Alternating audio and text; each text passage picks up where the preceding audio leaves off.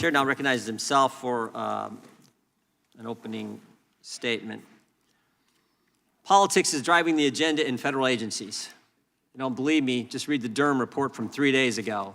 No probable cause, no predicate, no evidence whatsoever, but the FBI opened a case, took a dossier they knew was false, from a political campaign, from the Clinton campaign, to spy on a presidential candidate and American citizens.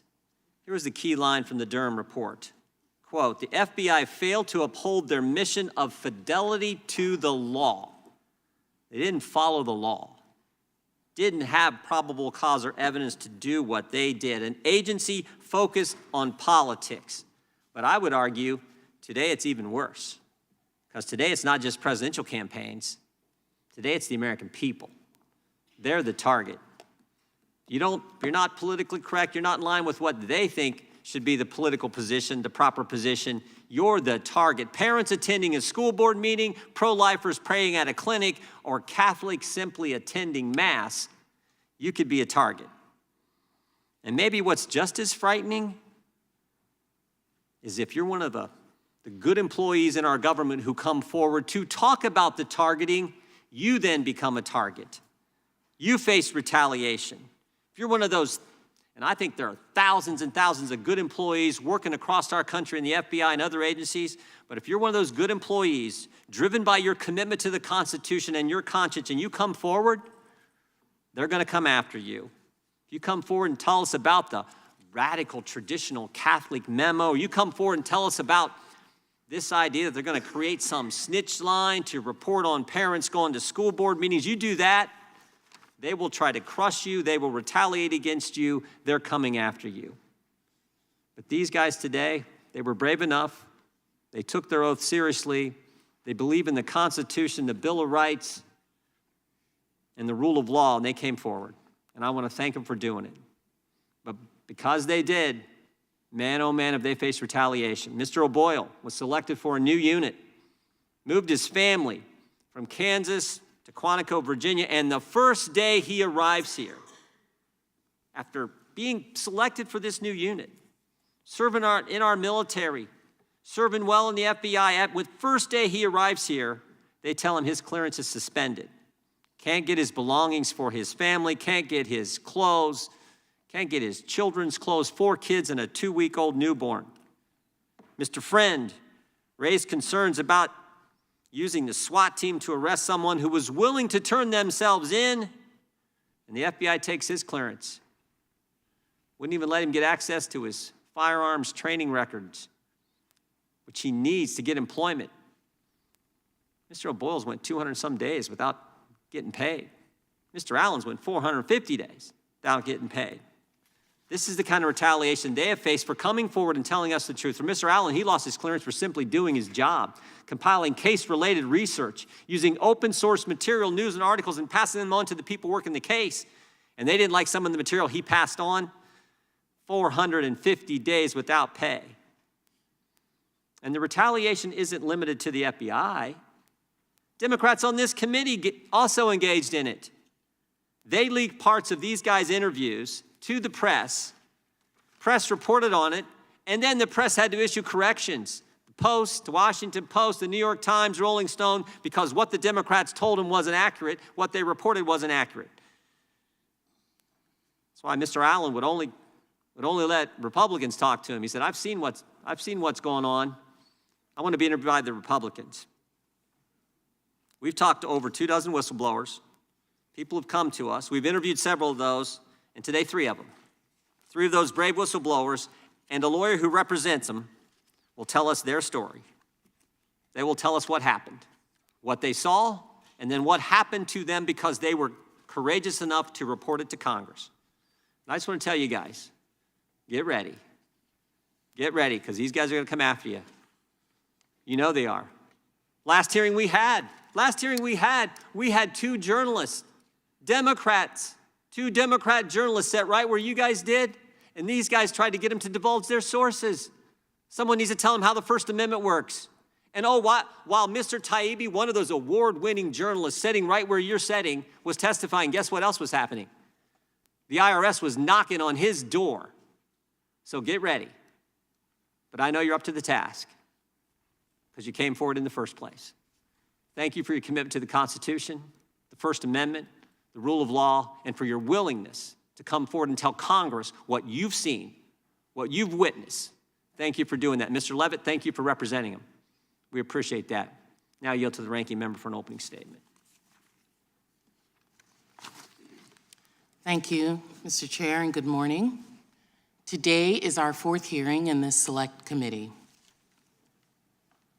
In our previous three hearings, we've heard my Republican colleagues and their witnesses downplay the danger of extremism in America,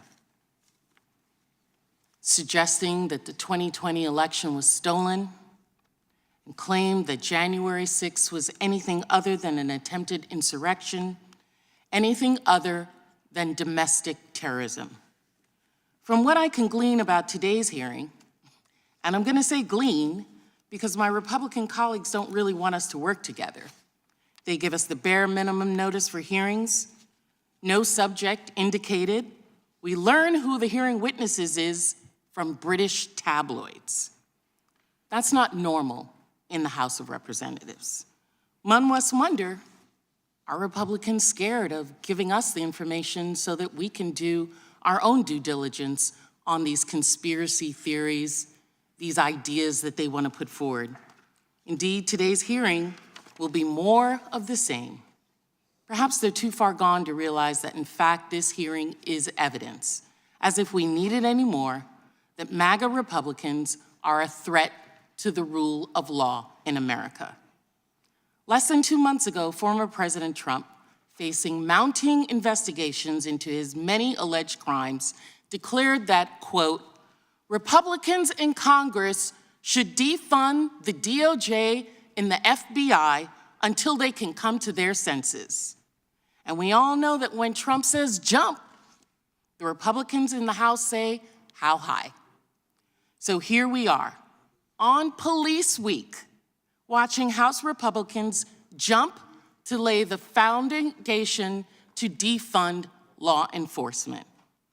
My colleagues on the far right are on a mission to attack, discredit, and ultimately dismantle the FBI. This is defund the police on steroids.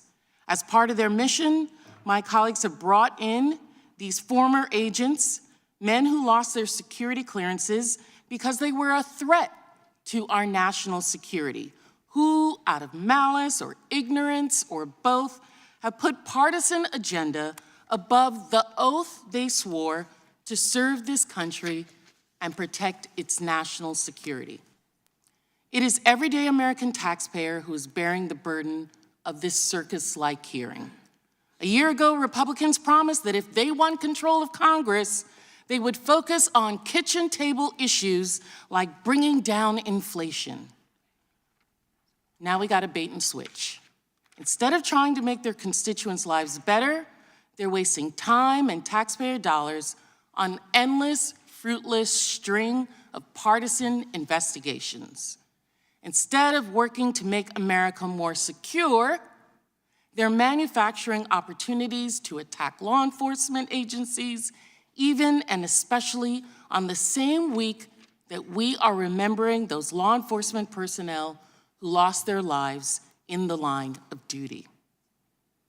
We are assembled today to hear conspiracy theories and speculations. We're going to hear alternative facts, actions and events taken far out of context. When they lack support for a baseless allegation, get this, my Republican friends will cite the absence of evidence of a cover-up. And any suggestion that Chairman Jordan's witnesses are anything but victims of an oppressive dystopian government will be met with mock outrage. So we all know what we are about to see. The real question, the real thing that Americans need to be focused on is why. My Republican colleagues would like me and others to believe that they've suddenly found religion when it comes to misconduct in law enforcement. Give me a break. When the FBI is rifling through personal correspondence of people of color, When law enforcement tries to push policies to limit the freedom of people practicing a different religion, or unjustly pursuing people in cars who look like Philando Castile or my children, or who are just going about their business, or breaking down the doors of people's homes like Breonna Taylor, do you think my Republican colleagues care about that? They don't bat an eye. But when the FBI investigates conservative Christian white men who are actually threatening violence, suddenly my Republican colleagues are rushing to defund the police. The reason we're here today is because Chairman Jordan wants to make America Trump again. My Republican colleagues aren't here representing their constituents, not my constituents. They're representing Donald Trump. They're acting as his defense attorney, his campaign operative, and everything in between. This committee, this select committee, is a clearinghouse for testing conspiracy theories for Donald Trump to use in his 2024 presidential campaign. What's clear from these hearings is that Donald Trump knows just as well as I do that the danger to him and his MAGA movement is the rule of law. That's why this committee is working so hard to undermine the rule of law. That's why Donald Trump asked Jordan and others on this committee to waste our time and taxpayer money, asked the Speaker of the House to attack the Manhattan District Attorney, Alvin Bragg, for having the audacity to indict the former president on 34 counts of fraud. And that's why this committee hasn't given up its stolen election talking points. And now, here we are today, going after the FBI on Donald Trump's behalf. This is not a committee on the weaponization of government. This is a committee for the weaponization of government. This select committee is clearly focused on undermining law enforcement so extremists can undermine our elections through corruption and control our government through threats of political violence. I hope Democrats as well as Republicans watch and listen this morning, because this hearing will demonstrate far better than any opening statement ever could that outside of Washington, the real divide in America is not between Democrats and Republicans. It's between people who love this country, who believe in the rule of law, who want to follow the law, and those who will fight to make our union more perfect, and the people who want to tear down the rule of law and betray our Constitution for personal as well as political gain. I yield back. Gentlewoman yields back. Without objection, all other opening statements will be included in the record. We will now introduce today's witnesses. Mr. Garrett O'Boyle. Mr. O'Boyle is a whistleblower, an FBI special agent, most recently in the Wichita resident agency of the Kansas City field office. Prior to becoming an FBI agent, Mr. O'Boyle served our nation as an infantryman in the United States Army for 6 years. In the Army, Mr. O'Boyle was deployed to both Iraq and Afghanistan. He received numerous service awards, including the Combat Infantryman Badge. Mr. O'Boyle received an honorable discharge from the Army. Upon leaving, Mr. O'Boyle continued his commitment to public service, serving as a police officer in Waukesha, Wisconsin for 4 years. Mr. O'Boyle joined the FBI in 2018. As an FBI agent, Mr. O'Boyle was selected to serve on the Joint Terrorism Task Force and the SWAT team. Mr. O'Boyle graduated cum laude from Marquette University with a degree in criminology and law studies. But the FBI questions his loyalty to the Constitution and to our country.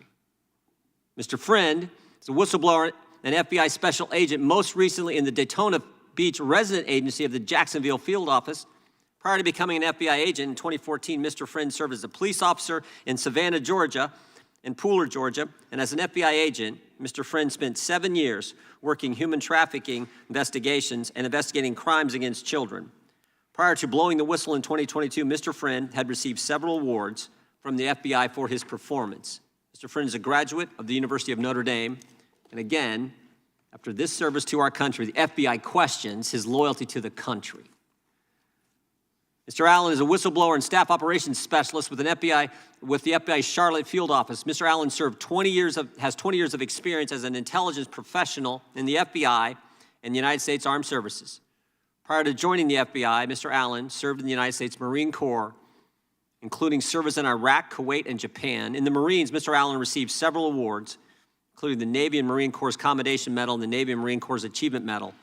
Mr. Allen received an honorable discharge from his Marine Corps duty. And again, the letter we got from the FBI, they're questioning his commitment to our country. I find that astounding. Prior to blowing the whistle, Mr. Allen received several awards from the FBI, including being selected as Employee of the Year for the Charlotte Field Office in 2019. Mr. Allen holds a Bachelor of Arts degree from American Military University. Mr. Tristan Levitt. Mr. Levitt is an attorney and the president of Empower Oversight, an organization dedicated to enhancing independent oversight of government and corporate wrongdoing. Prior to joining Empower Oversight, Mr. Levitt was a Senate-confirmed member of the United States Merit System Protection Board, which adjudicates whistleblower retaliation claims. Mr. Levitt also served as the principal deputy special counsel at the Office of the Special Counsel, which enforces federal whistleblower laws. Earlier in his career, Mr. Levitt was a counsel for Senator Grassley on the Senate Judiciary Committee and staffer on the House Oversight and Government Reform Committee. He's a graduate of Brigham Young University and Georgetown University Law Center and is considered an expert on the whistleblower law. As far as I know, the FBI hasn't questioned his loyalty to the country. We welcome our witnesses and thank them for appearing today. We will begin by swearing you in. Would you please stand and raise your right hand? Do you swear or affirm under penalty of perjury that the testimony you are about to give is true and correct to the best of your knowledge, information, and belief, so help you God? Let the record show that each witness answered in the affirmative. Thank you. Please be seated. Please know that your written testimony will be entered into the record in its entirety. Accordingly, we ask that you summarize your testimony in approximately 5 minutes. We're going to give you plenty of time. But if you can keep it around 5, great. But if you go over, no worries there. And we will start with Mr. O'Boyle. Mr. O'Boyle, you're recognized for your opening statement. Chairman Jordan, members of the committee, thank you for addressing FBI malfeasance and allowing me to speak today. Aside from that point of gratitude, I'm sad, I'm disappointed, and I'm angry that I have to be here to testify about the weaponization of the FBI and DOJ. Weaponization against not only its own employees, but against those institutions and individuals that are supposed to protect the American people. I'm here today because even though I am wrongfully suspended from the FBI, I remain duty-bound to the American people to play my small role in rectifying these issues. After all, I never swore an oath to the FBI. I swore an oath to the Constitution. I've served my nation and community my entire adult life, first in the United States Army, then as a police officer, and lastly as an FBI special agent. Shortly after high school, I joined the United States Army where I served in the infantry and I was quickly promoted through the ranks. I deployed to both Iraq and Afghanistan in support of Operation Iraqi Freedom and Operation Enduring Freedom. I served in the historic 101st Airborne Division. I received the Combat Infantryman's Badge, which is awarded to those infantrymen who engage in ground combat with our nation's enemies. The Army's official motto is, "This will defend." Along with numerous others, I volunteered to serve this nation, risking my life in combat to protect America and her values. I know some of the best men and women this country has to offer. They come from all backgrounds, races, and creeds. They helped mold me into the person I am today. Each was willing to sacrifice, and many did, to protect this great nation. It is our duty to honor their sacrifices by standing up for what is right, regardless of the difficulty. After serving in the Army, I became a police officer. Police officers, like me, are imperfect beings, but we strive to uphold the law and the Constitution. People who go to work every day trying to make their communities better, yet who nonetheless are faced with budget cuts and calls for defunding as we continue spiraling away from law and order as a nation. While serving as a police officer, I finished my bachelor's degree, graduating with honors in criminology and law studies. Shortly thereafter, I began the long road to becoming an FBI special agent, a position I once understood to be the pinnacle of law enforcement and a way to continue to serve this nation and protect and defend the Constitution. During my 4 years as a special agent, I received the highest annual review an employee can receive. I volunteered for, tried out for, and was selected for an FBI SWAT team.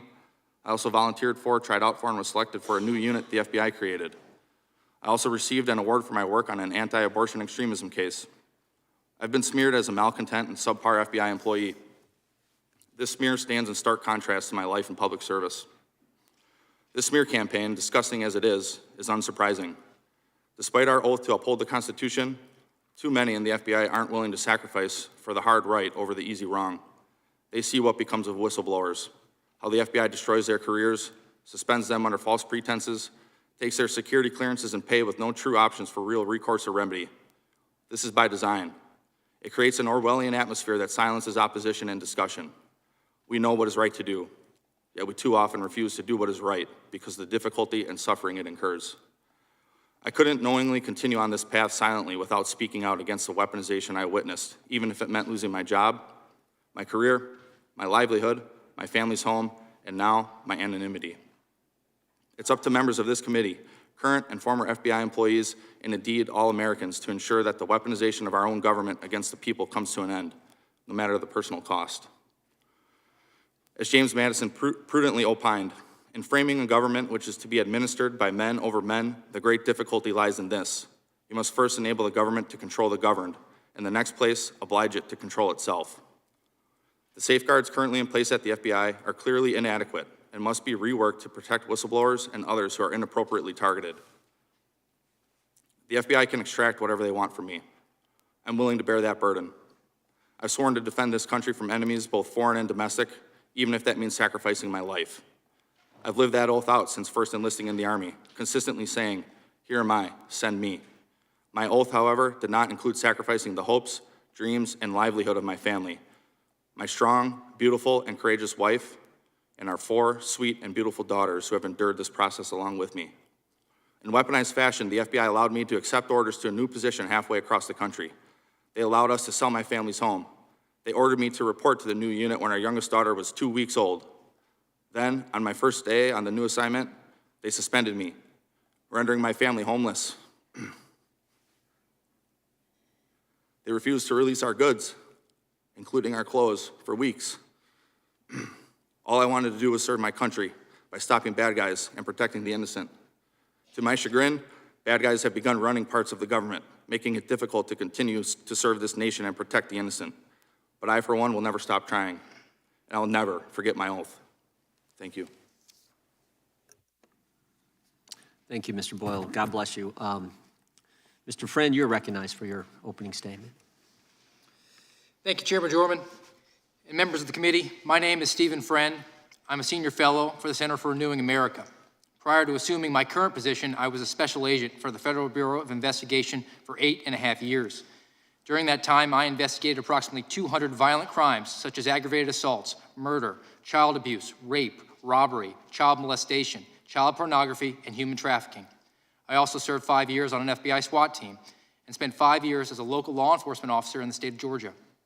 In August 2022, I made protected whistleblower disclosures to my immediate supervisor, assistant special agents in charge, and special agent in charge about my concerns regarding January 6 investigations assigned to my office.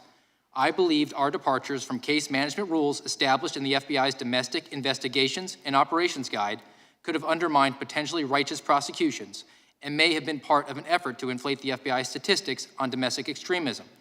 I also voiced concerns that the FBI's use of SWAT and large-scale arrest operations to apprehend suspects who were accused of nonviolent crimes and misdemeanors represented by counsel and who pledged to cooperate with the federal authorities in the event of criminal charges created an unnecessary risk to FBI personnel and public safety. At each level of my chain of command, leadership cautioned that despite my exemplary work performance, whistleblowing placed my otherwise bright future with the FBI at risk. Special agents take an oath to protect the U.S. Constitution. The dangers of federal law enforcement overreach were hammered home to me when I was required to attend trainings at the Holocaust Memorial Museum and MLK Memorial. I cited my oath and training in my conversations with my FBI supervisors.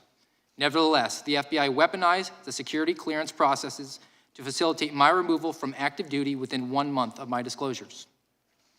In addition to an indefinite unpaid suspension, the FBI initiated a campaign of humiliation and intimidation to punish and pressure me to resign. In violation of HIPAA, individuals at the FBI leaked my private medical information to a reporter at the New York Times. In violation of the Privacy Act, the FBI refused to furnish my training records for several months. To date, they only provide a portion of the records, which are essential to obtaining private investigator and firearms licenses in the state of Florida. Even after releasing some of the records, the FBI refuses to confirm their legitimacy to the Florida Department of Agriculture, rendering the few documents they have provided practically useless. The the FBI denied my request to seek outside employment in an obvious attempt to deprive me of the ability to support my family. Finally, the FBI Inspection Division imposed an illegal gag order in an attempt to prevent me from communicating with my family and attorneys. Working as an FBI special agent was my dream job. My whistleblowing was apolitical and in the spirit of upholding my oath. Nonetheless, the FBI cynically elected to close ranks and attack the messenger. The FBI is incentivized to work against the American people and in dire need of drastic reform, particularly in these areas. The integrated program management system incentivizes the use of inappropriate investigatory processes and tools to achieve arbitrary statistical accomplishments. Mission creep within the National Security Branch has refocused counterterrorism from legitimate foreign actors to political opponents within our borders. The FBI weaponizes process crimes and reinterprets laws to initiate pretextual prosecutions and persecute its political enemies. Bureau intelligence analysis capability increasingly dictates operations, turning the FBI into an intelligence agency with a law enforcement capability. FBI collusion with big tech to gather intelligence on Americans, censor political speech, and target citizens for malicious prosecution. A dysfunctional promotion process fosters a revolving door of inexperienced, ambitious FBI supervisors ascending the management ladder within the agency. FBI informant protocols that are broken and abusive. The FBI skirts the Whistleblower Protection Act and exploits the security clearance revocation process to expel employees who make legally protected disclosures. I am pleased to see the Weaponization Committee is taking testimony from FBI whistleblowers. I would also like to take this opportunity to address correspondence recently received by the subcommittee. Yesterday, May 17, 2023, FBI Acting Assistant Director Christopher Dunham submitted a letter to this subcommittee. Portions of his letter concern the suspension and revocation of my security clearance. Parenthetically, I also received a letter from the FBI Executive Assistant Director Jennifer Moore yesterday, notifying me that my security clearance was revoked. I find the timing of these letters dubious, but leave that up to the subcommittee's determination. Instead, I would like to address and add vital context to the portion of Mr. Dunham's letter pertaining to my alleged violation of Adjudicative Guideline J. Mr. Dunham is referring to an audio recording I created of my August 23, 2022 meeting with Jacksonville Assistant Special Agents in Charge Colt Markowski and Sean Ryan. After making protected whistleblower disclosures to my immediate supervisor in August 19, 2022, ASAC Markowski summoned me to a meeting at the FBI Jacksonville office. ASAC Markowski told me the meeting was intended to be an opportunity to discuss my concerns. I anticipated the meeting might ultimately lead to my executive managers attempting to compel me to participate in an activity which placed public safety at risk. I was concerned ASAC Markowski and ASAC Ryan may threaten adverse actions toward my career as a result of my whistleblower disclosure. Prior to the meeting, I consulted Florida law to confirm that a law enforcement exemption exists for state two-party consent restriction. I decided to record the meeting to memorialize our discussion and my concerns about the FBI's misconduct. When I entered the FBI Jacksonville office building, ASAC Markowski and ASAC Ryan were having a private meeting. I waited for them in a conference room. When they entered, all of us placed our cellular phones on the conference table. As an experienced investigator who has conducted hundreds of recorded interviews, I noted how both ASAC Markowski and ASAC Ryan repeated themselves throughout our discussion and continually insisted I agree to their premise that I was insubordinate and refusing to perform my job. I rebuffed each allegation and repeated that I believed I was fulfilling my oath of office by making my disclosure about the FBI's rule of departures and the inappropriate risk to public safety via aggressive arrest tactics for January 6 subjects. It was my sincere belief that my ASACs were also recording our conversations. In January 2023, I participated in an interview with the FBI Security Division. During that interview, I was asked if I recorded my August 23, 2022 meeting with ASAC Markowski and ASAC Ryan. I answered honestly that I had. Although it would seem to be an obvious and natural follow-up, the FBI Security Division interviewers did not request a copy of the recording.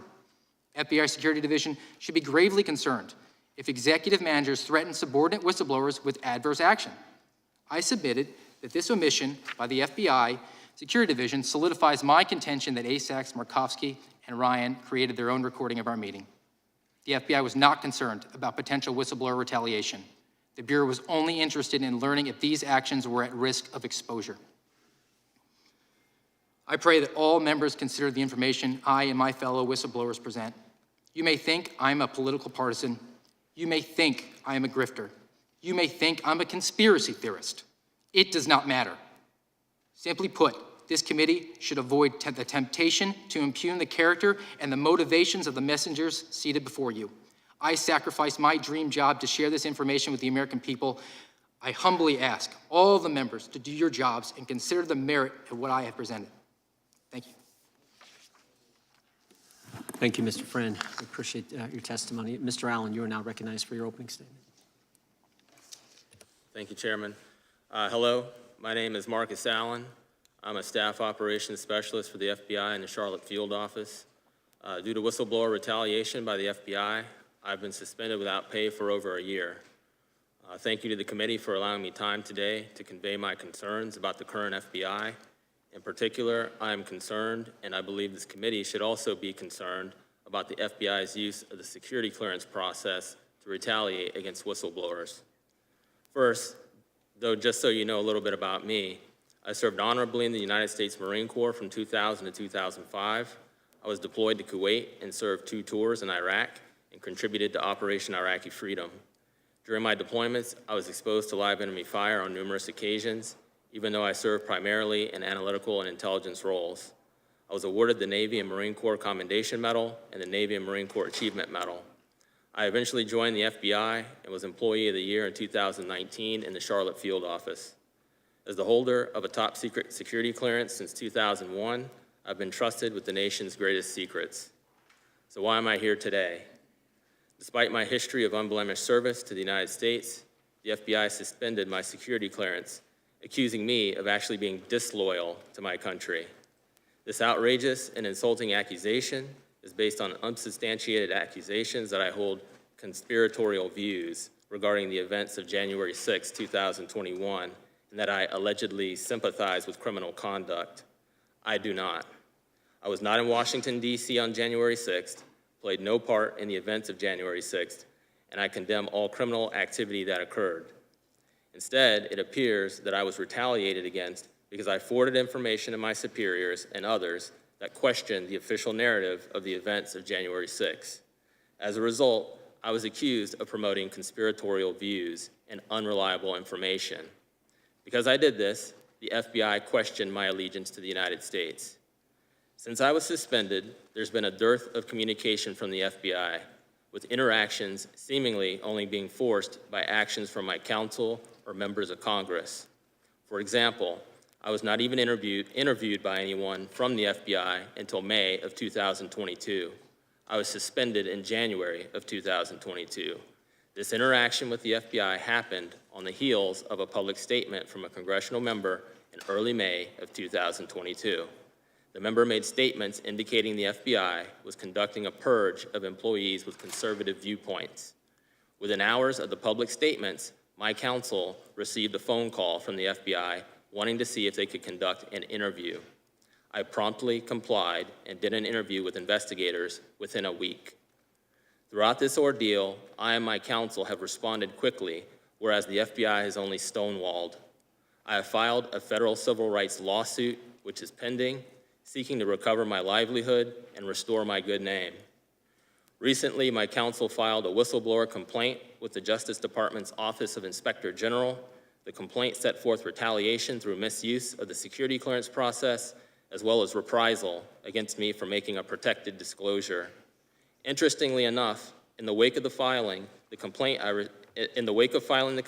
I received correspondence from the FBI indicating that my clearance had now been formally revoked. This occurred after filing my complaint with the IG. The new and baseless claims made in the letter had never been brought up prior to the issuance of the security clearance revocation letter. I have never had the opportunity to defend myself. I only had one interview with the FBI, which occurred a year ago after apparent prompting from Congress. In that interview, the investigators, towards the end of the interview, uttered in response to my exasperation, "Don't sue us." This has been a trying circumstance for me and my family. It has been more than a year since the FBI took my paycheck from me, and we're getting financially crushed. My family and I have been surviving on early withdrawals from our retirement accounts, while the FBI has ignored my request for approval to obtain outside employment during the review of my security clearance. We have lost our federal health insurance coverage, and there's apparently no end in sight. I'm hopeful scrutiny from Congress and from the Inspector General will deter the FBI from abusing the security clearance process to retaliate against others the way it's retaliated against me. This is why I filed a whistleblower retaliation complaint with the IG and why I'm here today to answer your questions. Thank you. And I also have a rebuttal if the member will allow me to. Thank you. This is a rebuttal of the FBI correspondence just recently sent to the committee in reference to my clearance suspension and now revocation. Calumny is not a word to be thrown around lightly.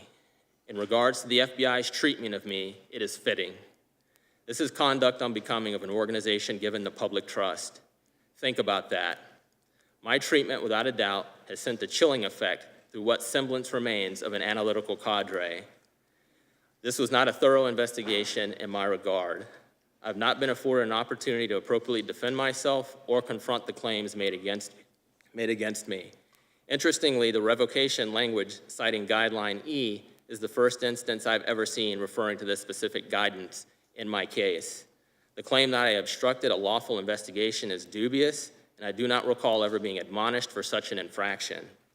In regards to the paragraph in the letters highlighting an alleged incident with a special agent, I have no idea what it refers to. This alleged incident did not come up at all during the alleged thorough investigation. Again, as with Guideline E, this is the first appearance of this allegation during this entire ordeal.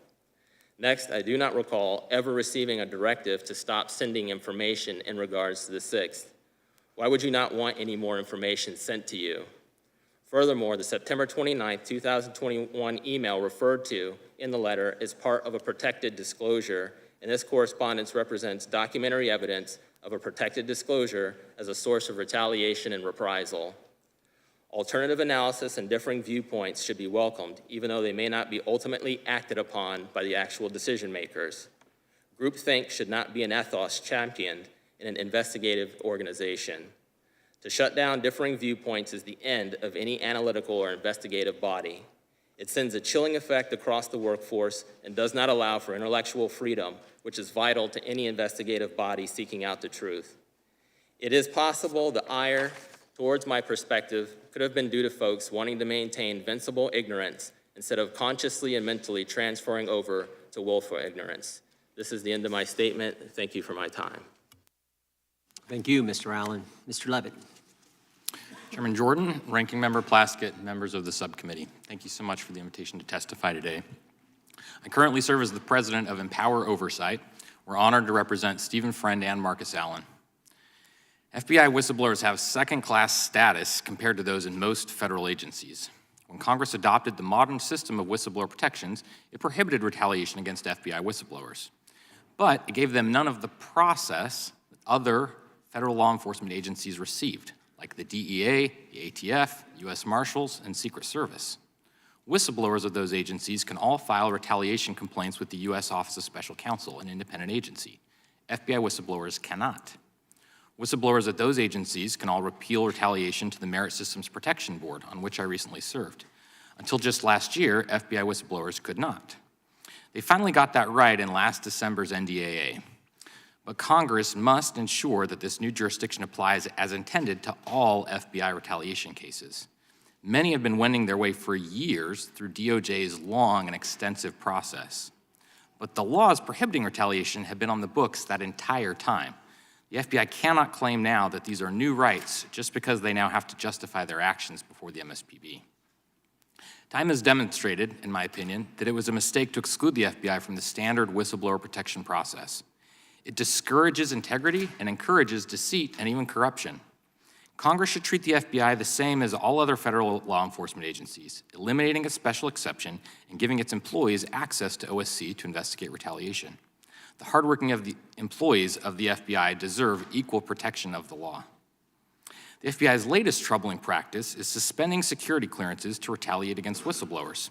Mr. Friend and Mr. Allen, along with Mr. O'Boyle, are just several public examples of this trend. When the FBI suspends a clearance, it also immediately suspends the employee indefinitely, without pay.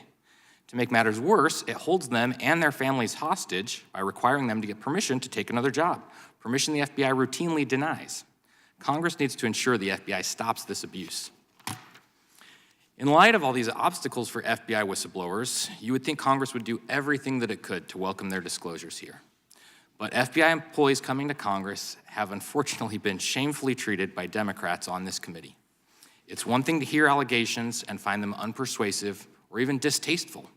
An office can even ignore those allegations if they choose. That's their prerogative. But to go out and actively smear the individuals making disclosures is far worse. That's what the Democrats on this committee did when they released a March 2nd report entitled GOP Witnesses, What Their Disclosures Indicate About the State of the Republican Investigations. That report was inaccurate, both on the law and on the facts. The law doesn't define the term whistleblower. Instead, it protects from retaliation individuals who engage in protected activity. For over a century, simply making disclosures of any information to Congress has been a protected activity. Furthermore, an appropriations rider in effect at this time prohibits money from paying the salary of any federal employee who prohibits or prevents any other federal employee, such as FBI whistleblowers, from communicating with Congress.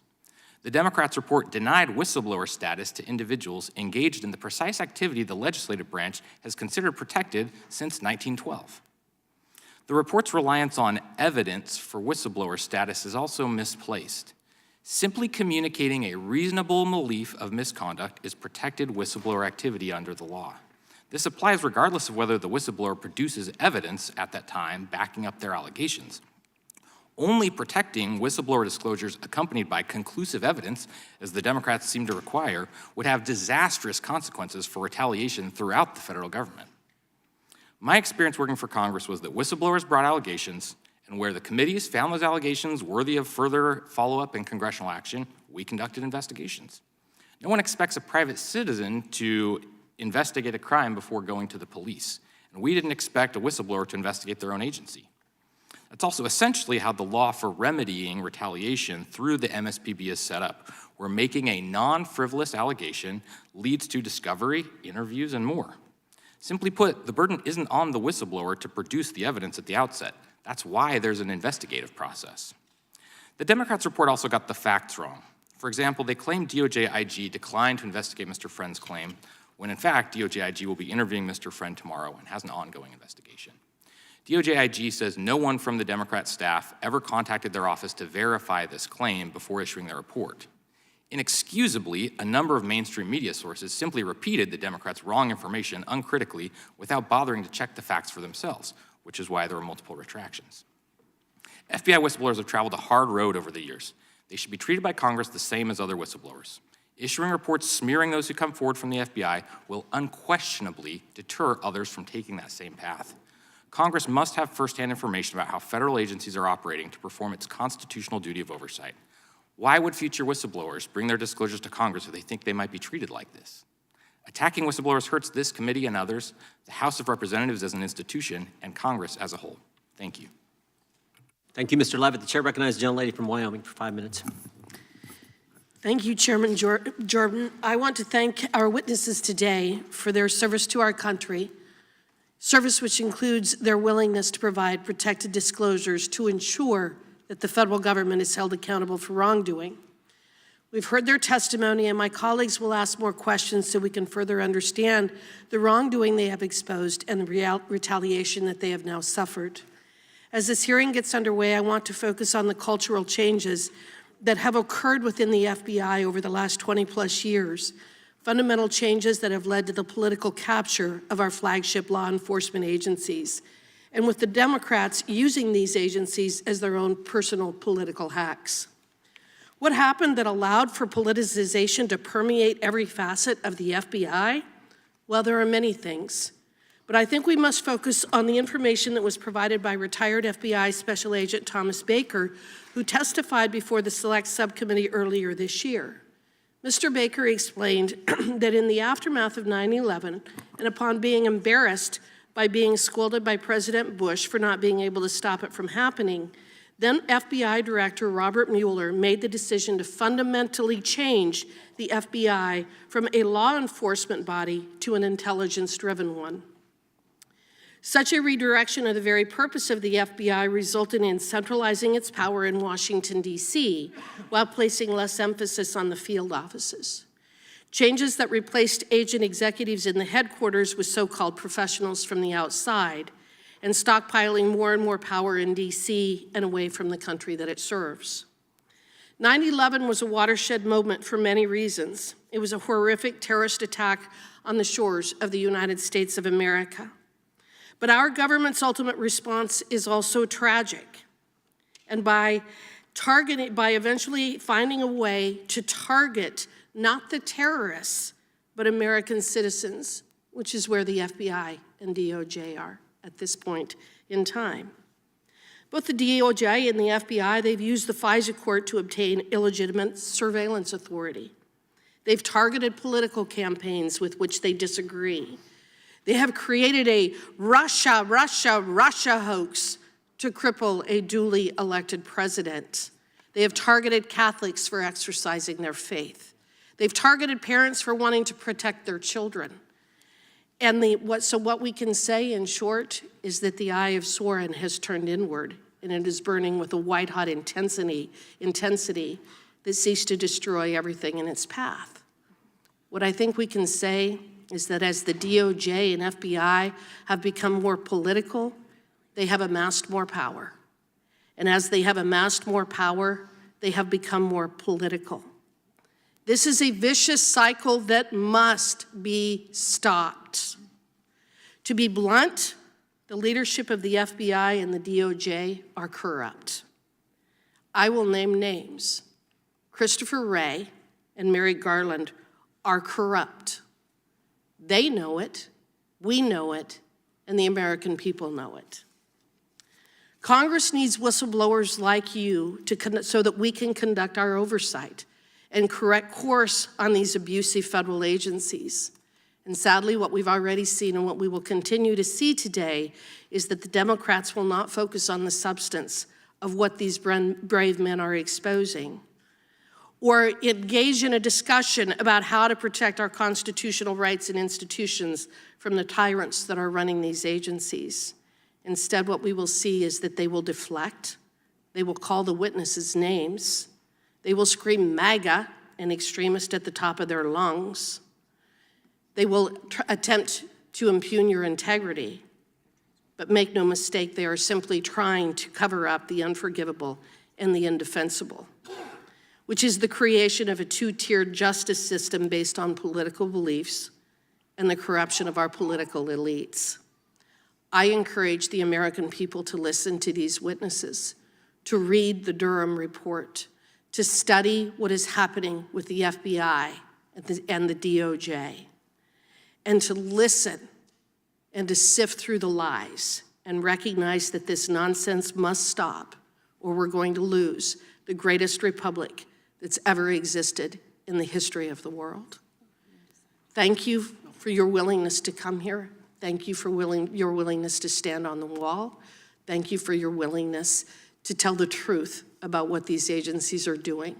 America thanks you as well. And with that, I yield back. Gentlelady yields back. The chair recognizes the gentlelady from California, Ms. Sanchez. Mr. Chair, just as a point of order, I understand and we have been made aware from what you stated in your opening statement, as well as in a press conference earlier, that Mr. Allen did meet with you all and might have testimony that was transcribed.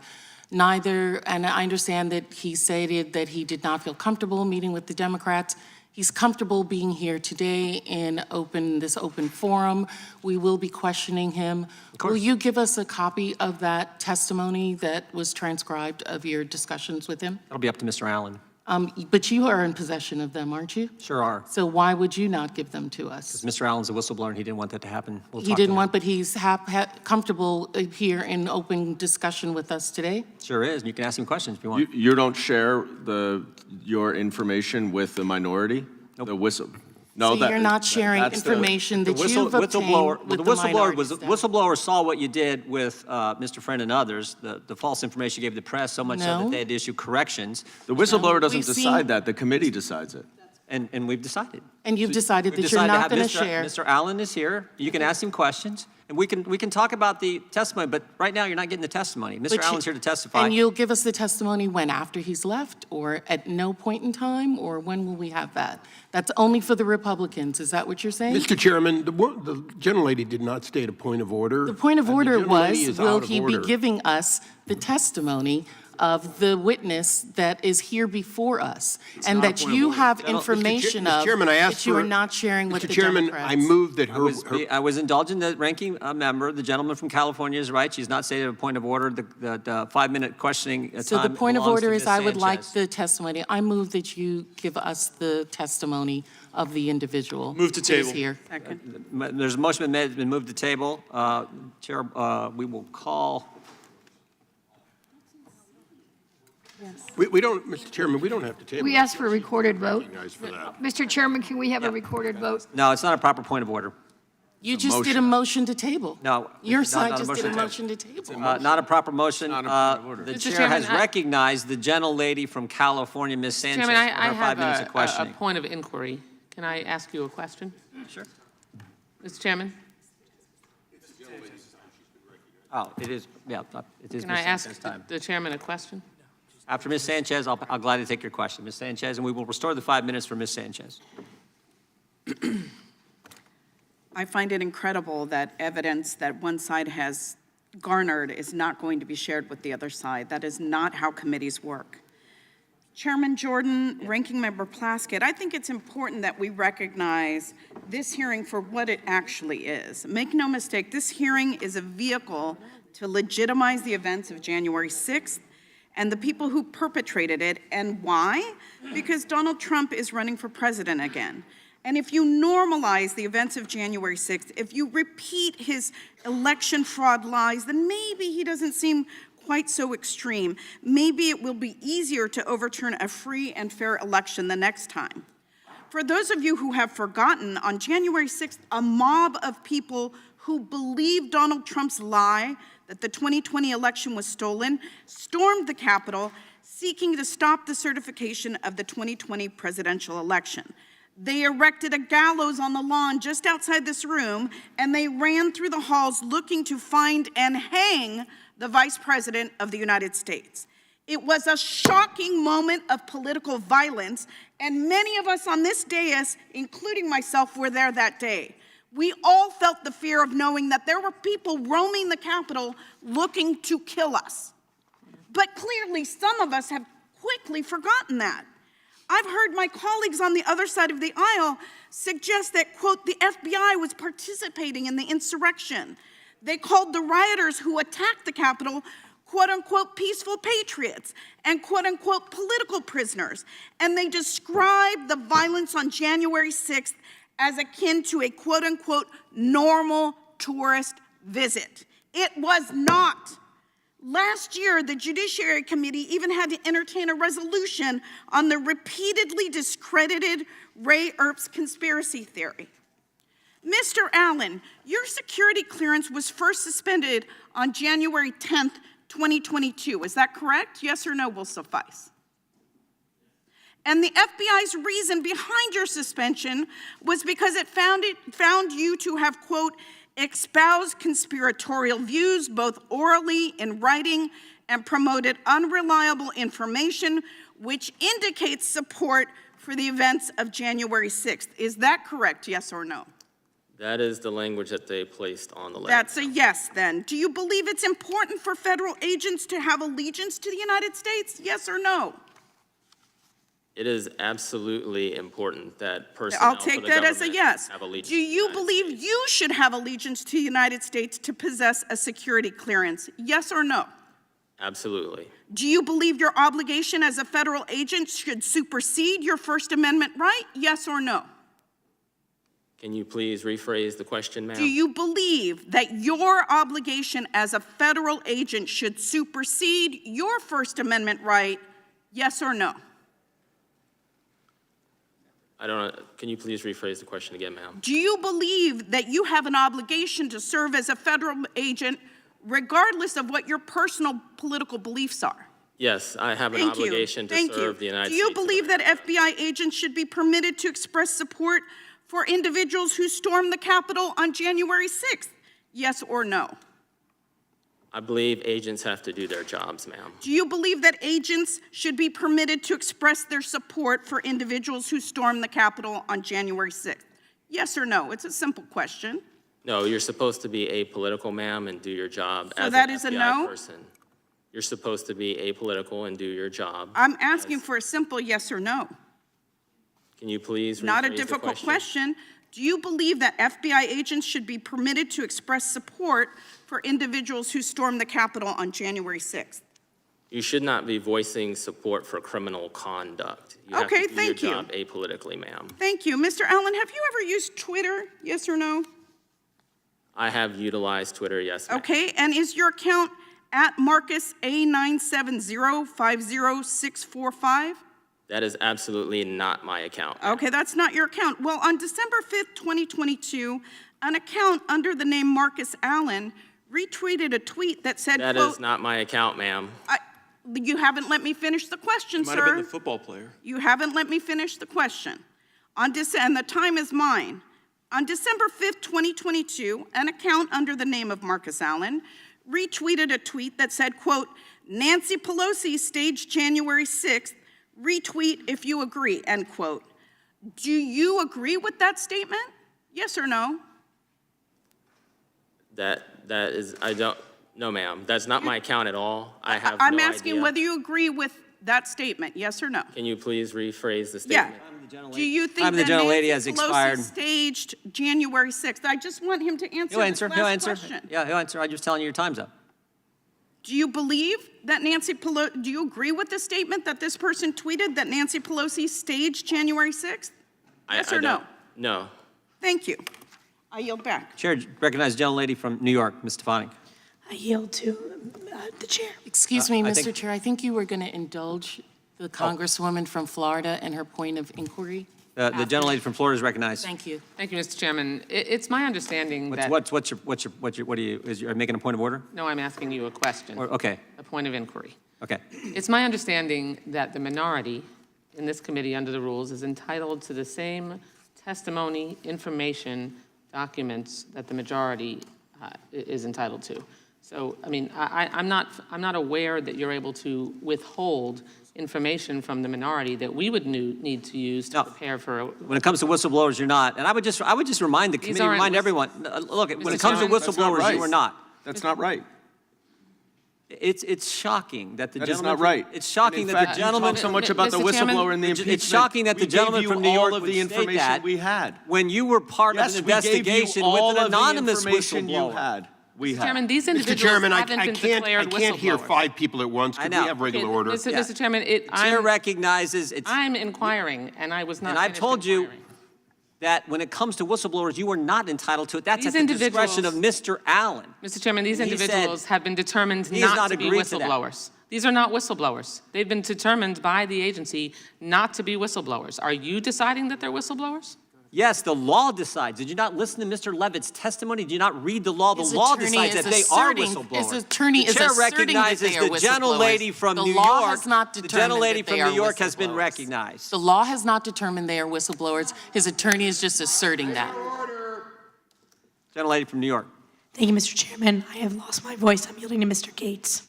I thank the gentlelady not only for yielding, but for her extensive work on these issues, not only during our hearings, but during the many depositions we've taken to develop evidence and to bring it forward for the majority, the minority, and all of the country.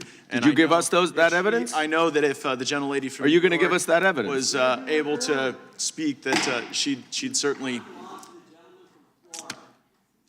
be eager to do so. Mr. Allen, we just astonishingly heard a Democrat on this committee question your allegiance to the United States. How many tours in Iraq did you do? I did 2 tours in Iraq, sir.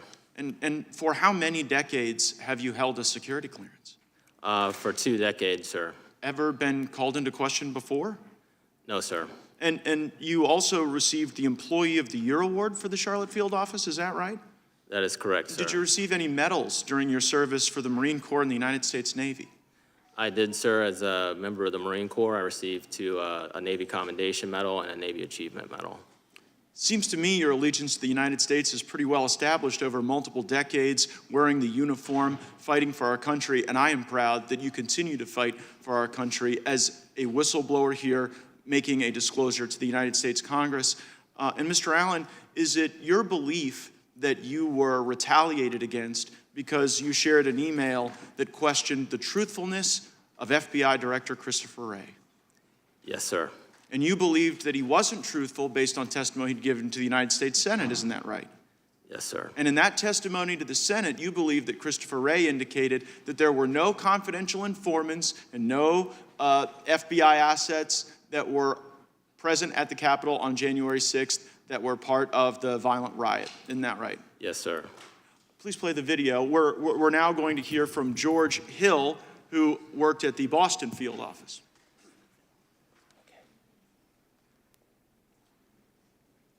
The SSA in Boston said they were going to a political rally, which is First Amendment protected activity. No, we're not uploading. We're not starting cases on these people. To which they said, well, we're going to call your SAC. And the SSA said, go right ahead. Because when you're pushing back, you want to make sure that you have your six covered. So the SAC and the ASAC were intimately aware of these kinds of exchanges that were going on. And again, to his credit, Joe Bonavolante said, no, we're not opening up cases on people who went to a rally. And I forgot a key part. The SSA for CT2 said, happy to do it. Show us where they were inside the Capitol, and we'll look into it. To which WFO said, we can't show you those videos unless you can tell us the exact time and place those individuals were inside the Capitol. To which the SSA responded back, and I was privy to these conversations firsthand. Why can't you show us? Why can't you just send us, give us access to the 11,000 hours of video that's available? Because there may be UC's undercover officers or CHS's confidential human sources on those videos whose identity we need to protect.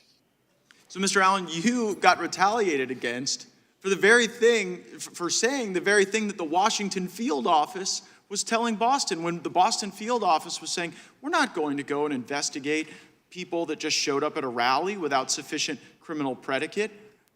The Washington field office told Boston, well, you know what, we can't give you the evidence because it might disclose the very CIs and UCs that you are concerned about. But that doesn't surprise you, Mr. O'Boyle, does it? No, sir. And the reason it doesn't surprise you is that in a different part of the country, you saw that same pressure from the Washington field office. And did they ever try to get you to do something that was outside the normal order of law enforcement activity? Yes, sir. And what did the Washington field office try to get you to do that violated the law and regulations? They tried to get me to serve a federal grand jury subpoena when there was no proper predicate to do so. And the reason there was no predicate was because it was based on an anonymous tip, right? That's correct. And time and again, the Washington field office was trying to pressure you without corroboration to go start process on people. Isn't that right? Yes, sir. And so while I agree that January 6th was a violent day, a bad day, a day that nobody wants to relive, violence on January 6th doesn't justify weaponizing the government against people who were innocent and did nothing wrong. Thank you for blowing the whistle on that. I yield back. Mr. Chairman, I have a sincere point of inquiry. Rule 11, Clause 2. Gentleman is not recognized. I have a question about the rules. Mr. Lynch for 5 minutes. It's a point of order, a question about the rules. Point of order. State your point of order. The point of order is why does Rule 11, Clause 2, subsection E1A not apply to this subcommittee? I can read for you. Each committee shall keep a complete record of all committee action, which shall include, in the case of a meeting or hearing transcript, a substantially verbatim account of remarks actually made during the proceedings, subject only to some technical things. Such records shall be the property of the House and each member, delegate, and the resident commissioner shall have access thereto. Why does that not apply? Where is the whistleblower exception in the rules of Congress that says that does not apply? It's the prerogative of the committee to decide. No, it's not. It's the rules of the House. We have the whistleblower testimony. The whistleblower does not wish that to be made available to the Democrats at this time. The whistleblower doesn't make committee rules, sir. Mr. Lynch is recognized for 5 minutes of questioning. Mr. Chairman, is the ruling of the chair always unquestioned, or do we have a vote on how some of these issues are decided? If you state a proper point of order and there's some kind I just did state a point of order. The gentleman from Massachusetts is recognized for 5 minutes of question. Mr. Friend, I want to ask some questions about surrounding the circumstances of the removal of your clearance by the FBI.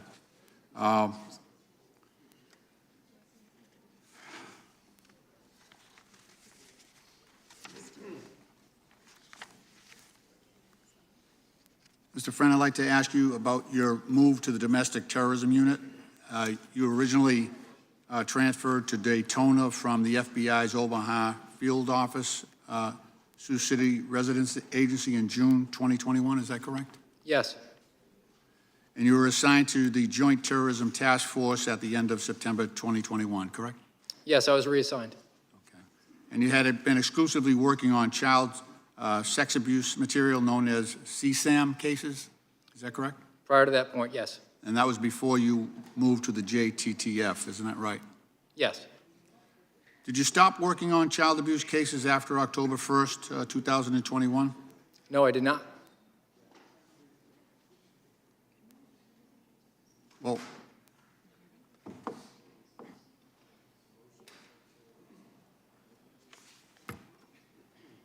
in fact, the FBI planned to find a replacement for you when you moved from one position to the other, is that correct? Which office are you referring to? So,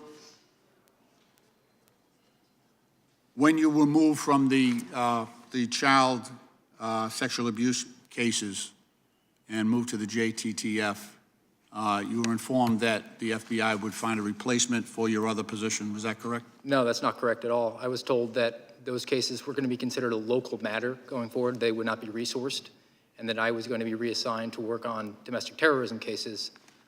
At the time, my supervisor retired, and his interim told me there was not enough work to do, so until a full-time replacement could come in to continue to work on the child pornography investigations and make myself available for domestic terrorism cases. And then when my new supervisor arrived early in 2022, I explained that arrangement to him, and he agreed that that was the best use of my time, even though I was told to, on my timesheet, account for my actions as being solely devoted to domestic terrorism. I was in a situation where I was essentially only working child pornography and human trafficking cases. I just want to point out that in your interview with the committee, you stated that you were told you could balance both until a permanent replacement arrived. That was during your transcribed interview. Are you restating that or disputing that now? I'm not disputing that. I was unofficially said, just keep doing what you're doing, but on paper and on your timesheet, we're going to put you down as a domestic terrorism agent. You said here that they told you could balance both responsibilities until your replacement arrived. Are you disputing that now? I'm disputing that there was no replacement that was going to be arriving, ever. I was told that that violation was not going to be worked after I was moved over to the Joint Terrorism Task Force. Then subsequently, while I... But here you're saying that you were allowed to do both jobs until your replacement arrived. So your assumption then was not that the replacement was not going to arrive, right? Are you talking about a replacement as for my supervisor or a replacement for me? For the responsibilities that you were doing under the child sex abuse cases? There was no replacement that was going to arrive in our office for that. Those cases were going to be no longer worked. That would be a conjecture on your part at that point, right? No, I was told that. Okay. You continued to work the child abuse cases until you were suspended in 2022, correct? Yes. Okay. In fact, you even received an award for your CSAM work in July 2022, correct? Yes. Now, you got this award after you took on all the child exploitation cases for the local sheriff's officer earlier that same year, while also working your JTTF responsibilities, correct? Yes. Okay. You took on the role of a full-time employee assigned to work child abuse investigation cases, correct? I took on the role of whatever I was needed to work. I made myself available to work domestic terrorism, but there was not enough work to do. So could you tell us that you were reassigned, and so first you tell us that you were reassigned and told that the CSAM cases weren't a priority.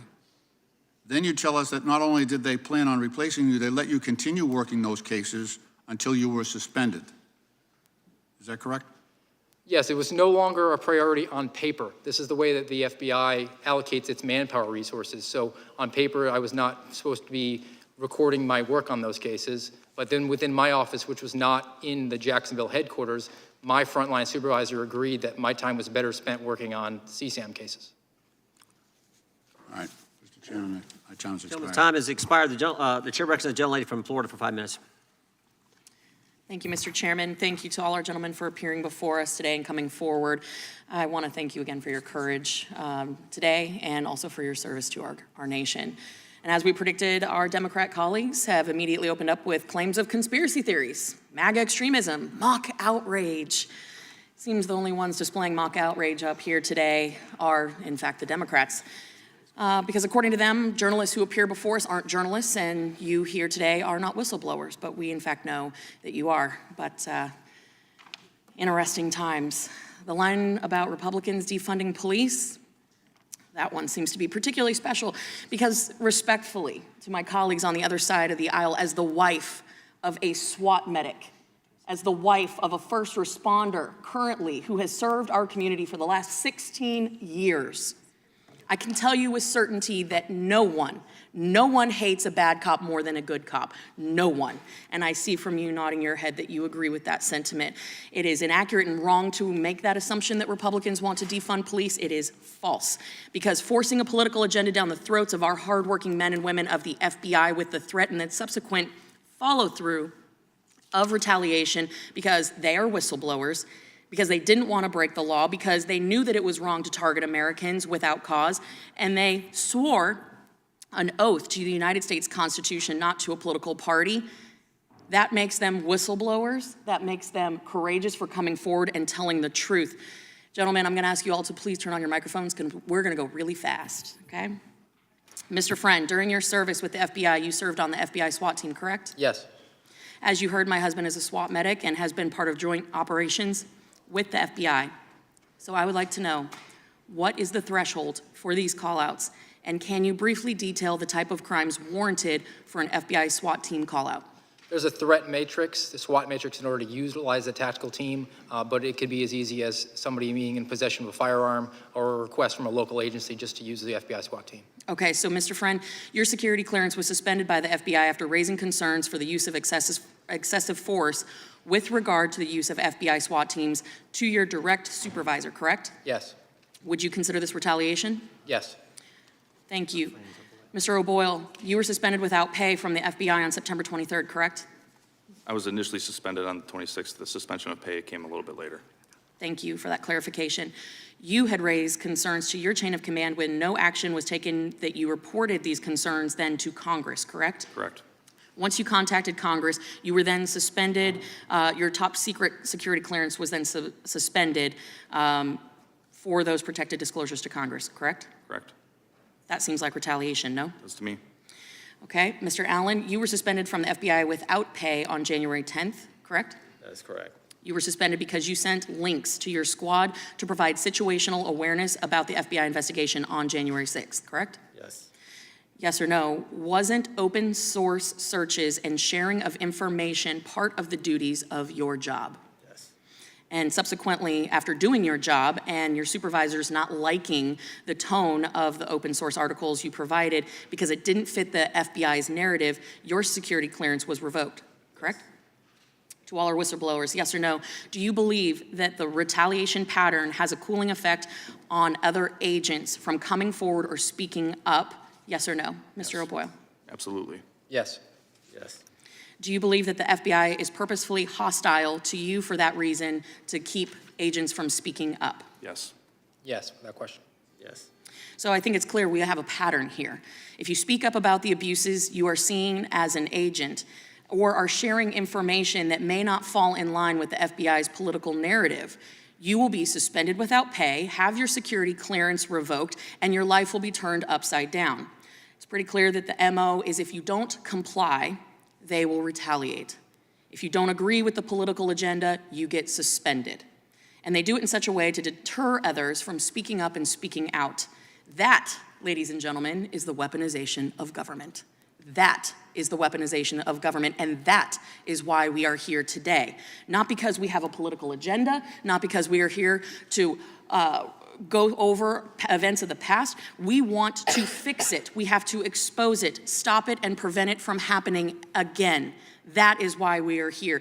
These men are whistleblowers. The gentlemen who came before us in previous hearings, they were journalists. And just because you don't address them as such does not mean that they are not who they say they are. They have been retaliated against, and regardless of your party affiliation, this behavior is unacceptable, and we need to stop it. Republicans, Democrats, independents alike, this is a concern we should all share. This is the weaponization of government, and it is our job, our constitutional duty to stop it. With that, I yield back. Gentlelady yields back. The chair recognizes. Oh, I'm so sorry. Wasserman Schultz. The gentlelady from Florida is recognized, Ms. Wasserman Schultz. Thank you, Mr. Chairman. Mr. Chairman, I ask unanimous consent to enter into the record this document that clearly indicates the questions of allegiance to the United States on the part of Mr. Allen, and that were specifically the reasons for the revocation of his security clearance, in spite of the gentlelady from Florida's assertions to the contrary. Thank you. Mr. Friend, I find some humor in the irony of Republicans inviting you here the same week Congress is focused on honoring law enforcement. You've repeatedly made calls to undermine our law enforcement agencies. Since being rightly suspended, you've led Republican calls to defund law enforcement, recently describing the FBI as a feckless garbage institution. Since joining Twitter in November, no less than 40 times you called for our brave law enforcement personnel to be defunded. You even urged local police to sabotage criminal investigations by urging citizens to, and I quote, pressure your sheriffs to refuse to cooperate with FBI investigations. That is not only reckless advice, it's a recipe for allowing more criminals to run loose in our neighborhoods. Perhaps Chairman Jordan can explain why Republicans are promoting defunding law enforcement and increased crime before our subcommittee today. But Mr. Friend, your motivations appear to be, today, crystal clear. For months, you've pressured Republicans to call you to a hearing. In fact, in December, you said Chairman Jordan and Republicans took your complaint of alleged FBI wrongdoing and, quote, used it for campaign rocket fuel and 4-minute appearances on Fox News. And I'll admit, you're right. Republicans are using you, but it goes both ways. You're engaging in the self-promotion of your new book that's about to be released. And what great timing to be on TV and in Congress right before your book tour starts. It's quite coincidental. But let's try to move past your financial exploitations and talk about your objection to the use of a SWAT team to arrest a January 6th suspect in August of 2022. You repeatedly stated that you objected to the use of a SWAT team for the arrest of Tyler Quinton Bench, a man who was involved in the January 6th attack on the Capitol. Mr. Friend, you did not participate in any decisions about the use of the SWAT team, nor were you a member of that SWAT team, correct? Just yes or no, please. I was not a member of that SWAT team. And you didn't participate in any decisions about the use of that SWAT team, correct? Correct. Thank you. You also testified that being a gun owner is a reason why a SWAT team could be used to arrest a suspect, according to the SWAT team official protocols. Mr. Friend, I'd like to ask you to take a look at the screen. On the screen are 2 images of the only member of the 3 percenters arrested in your area that day. For those who don't know, the Anti-Defamation League describes the 3 percenters as a militia movement with, quote, a track record of criminal activity ranging from weapons violations to terrorist plots and attacks. As you can see in the pictures of Mr. Bench at the Capitol on January 6th, he's in full tactical gear, wearing chemical irritant canisters on his tactical vest and a black radio and antenna on his left, with a GoPro-style camera mounted on his right shoulder. The FBI knew Mr. Bench to be both armed and dangerous. The good men and women within federal, state, and local law enforcement know that making the right decision on bringing qualified backup to dangerous situations has life or death consequences. It's a decision that has particularly resonance for law enforcement in my own community. A little over a year before Mr. Bench was arrested, 2 FBI agents in my district in Sunrise, Florida, were shot and killed on the front doorstep while trying to serve an arrest warrant on child pornographers. They were just trying to do their jobs, protecting the American people, when the suspect opened fire and started shooting from inside. In fact, these brave agents who work for what you call a feckless and garbage institution lost their life doing the very work you claim it neglects, chasing down people who exploit children. So yes or no, Mr. Friend, knowing what you know now about Mr. Bench, that he was known to be heavily armed and a member of a terrorist group, was it appropriate for the FBI to use a SWAT team as a precaution to protect FBI personnel and other law enforcement officers that day? Yes or no? I can't answer that with a yes or no. I can give you a little bit of context. I'd like to know whether you still think it was inappropriate. I've arrested over 150 violent criminals in my career, never had to use a SWAT team to do it. Okay. The reason for that is because individuals On that day, were cooperative yes or no, with us. reclaiming my time, can you give me a yes or no answer, or even indicate whether you have changed your mind that using a SWAT team to arrest that gentleman was inappropriate? My opinion remains to be anybody who's been cooperative and pledged to surrender in the case of law enforcement and criminal charges. So the answer is no. You SWAT also team is claim, not necessary for that. Reclaiming my time, you also claim that your top secret security clearance was improperly revoked, yet an independent investigation concluded that you demonstrated a number of security concerns, which included that you refused to execute a court-ordered arrest warrant and when you downloaded documents from intelligence systems to an unauthorized removable flash drive. The cherry on top could be your unauthorized recording of executive management, which I'm sure you know violates Florida law, along with your unsanctioned interviews with Sputnik News established by the Russian government in 2014 and fully owned by the Kremlin and Putin's cronies. Time of the gentleman I think has it's clear expired. who is weaponizing government. The I gentleman from Florida is recognized for 5 minutes. Thank you, Mr. Chairman. Mr. Friend, do you want to quickly respond to that? Because she cut you off and wouldn't let you respond to those questions. I can quickly respond to that. So the, you have to bring up, so the. Well, let me help you. Yeah, go ahead. So, prompt me. So instead of using a SWAT team, if a suspect is being cooperative and in your testimony and in your experience as an FBI agent and a law enforcement officer, it's not necessary to use a SWAT team to go in with guns ablazing and pulled out and going after an individual when that individual is cooperating. And wasn't that part of your testimony? That's part of my testimony. It's part of what I brought forward in my whistleblower disclosure. And that's in your experience as how many violent criminals have you arrested? I've arrested over 150 and I have 5 years of SWAT experience. And you didn't have to use, there wasn't necessity in some of those circumstances to use SWAT team because the individual was cooperating? Never a single time. And in your testimony, the individual that you were referring to that a SWAT team should not have been used on but was being used on for political purposes was somebody that was cooperating, correct? Yes. Based on your testimony, everybody else's testimony, which, by the way, I want to thank you guys for being here. I know it takes a lot of courage to do it. I want to thank you for your service as a military veteran myself who served, I was probably in Iraq when some of you guys were there. I want to thank you for that. I want to thank you for standing up for the Constitution, for America, because I know that this is difficult to go through, what your families are going through, being barricaded out of having your personal belongings, not being able to get pay, the FBI taking away your security clearances so you can't get a job. I commend you for standing up for American values and commend you for standing up for what you believe are huge misgrievances that are going on at the FBI. And based on y'all's testimony, the report that we have seen, the FBI has turned into the enforcement arm of the Democratic Party, going after pro-life individuals, going after individuals who were not in restricted areas on January 6th, who were not violent on January 6th, using SWAT teams to go after them to try to intimidate them. And then when officers like yourself, who have served our country, who have served the FBI, who have served in law enforcement, suddenly want to raise concerns and use the whistleblower status to be able to, hey, you know, this isn't right. This isn't the way that we should be treating these individuals. This isn't fair. Suddenly, the FBI is shutting you out, taking away your clearances, taking away your pay, shutting you down so that your families can't even survive financially. So I want to thank you for your testimony here today, and I hope the American people will gloss over the lies that have been perpetrated on you today for the truth that is underneath every single one of your statements.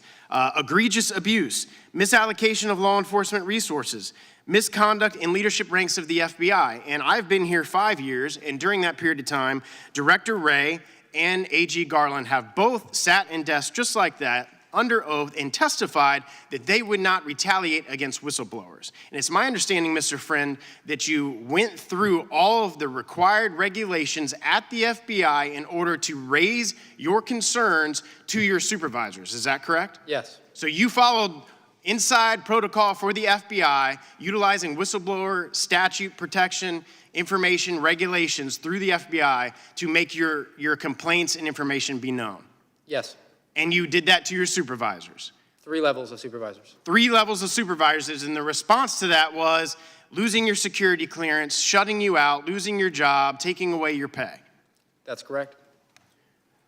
I'm so frustrated and angry, and I don't have, only a minute and a half left to try to display the level of corruption, weaponization, politicization that has occurred at the highest levels of the FBI and the DOJ. And both Director Wray and Merrick Garland have sat there and testified that there's no retribution for whistleblowers. No, we don't retaliate against whistleblowers, but we have testimony, and I'm a lawyer too, and testimony is a fact in evidence that exactly is what is going on in the FBI and the DOJ. Just quickly talk about how the inflation, Mr. Friend, of the domestic violence or the statistics as it relates to January 6th, how they were inflating those statistics to make it look like there was a bunch more cases than there really was.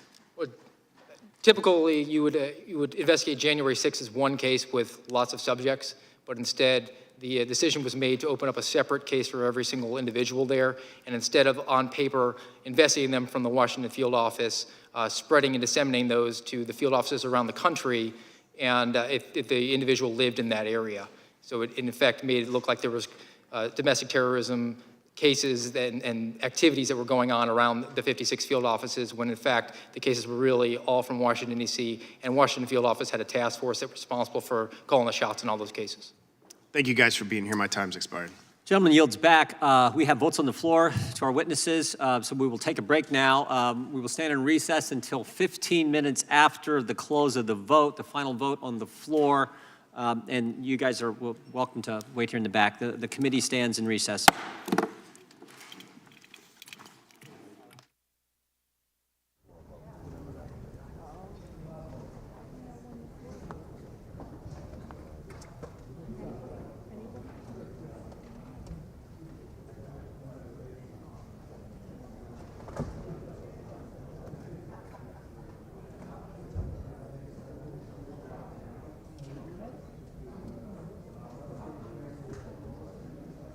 Hey, Brad.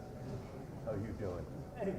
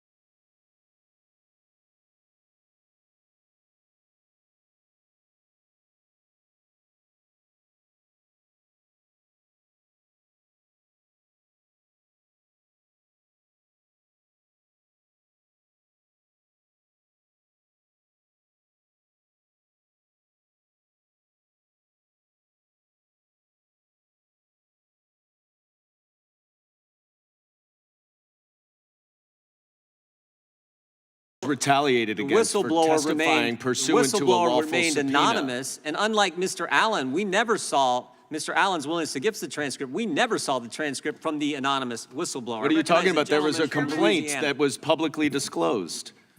Mr. Chairman, parliamentary inquiry. Gentleman made statement. Well, I've already recognized Mr. Johnson. Thank you, Mr. Chairman. The Democrats, our friends on the other side of the aisle, are trying their best to obscure the purpose of this hearing and to pretend like they don't understand the meaning of it. Here it is. Activists in the FBI and the Department of Justice have weaponized the full weight of their agencies against everyday Americans. It's alarming. The examples that have been highlighted by this committee are shocking to the sensibilities of all the people that we represent, and they want us to get action and answers and accountability. The FBI, here's a couple of examples. The FBI sought to label concerned parents at school board meetings domestic terrorists.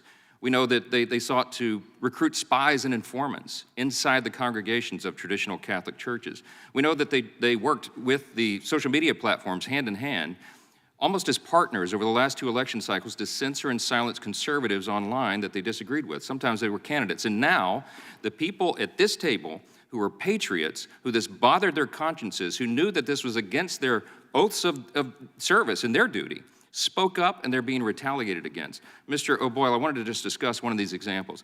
In your transcribed interview with committee members, you stated that federal law enforcement involvement at school board meetings would, in your words, absolutely chill parents from exercising their First Amendment rights. Can you explain a little bit more about what you meant by that?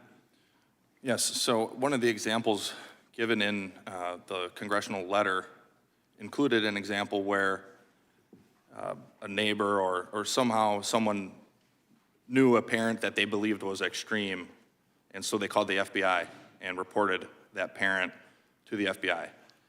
When citizens in this country get to a point where they can call the most powerful law enforcement agency in the world on their neighbor just because they disagree with them, that is chilling to the First Amendment rights of the people who are getting the FBI called on them. That is absolutely right. The parents who are concerned about their kids' education have a right to come to the school board meeting and express those sentiments, and they should not have fear of the federal government investigating them or doing, as you testified and explained to us, that the FBI counterterrorism and criminal divisions came together to create a unique threat tag to label these parents domestic terrorists.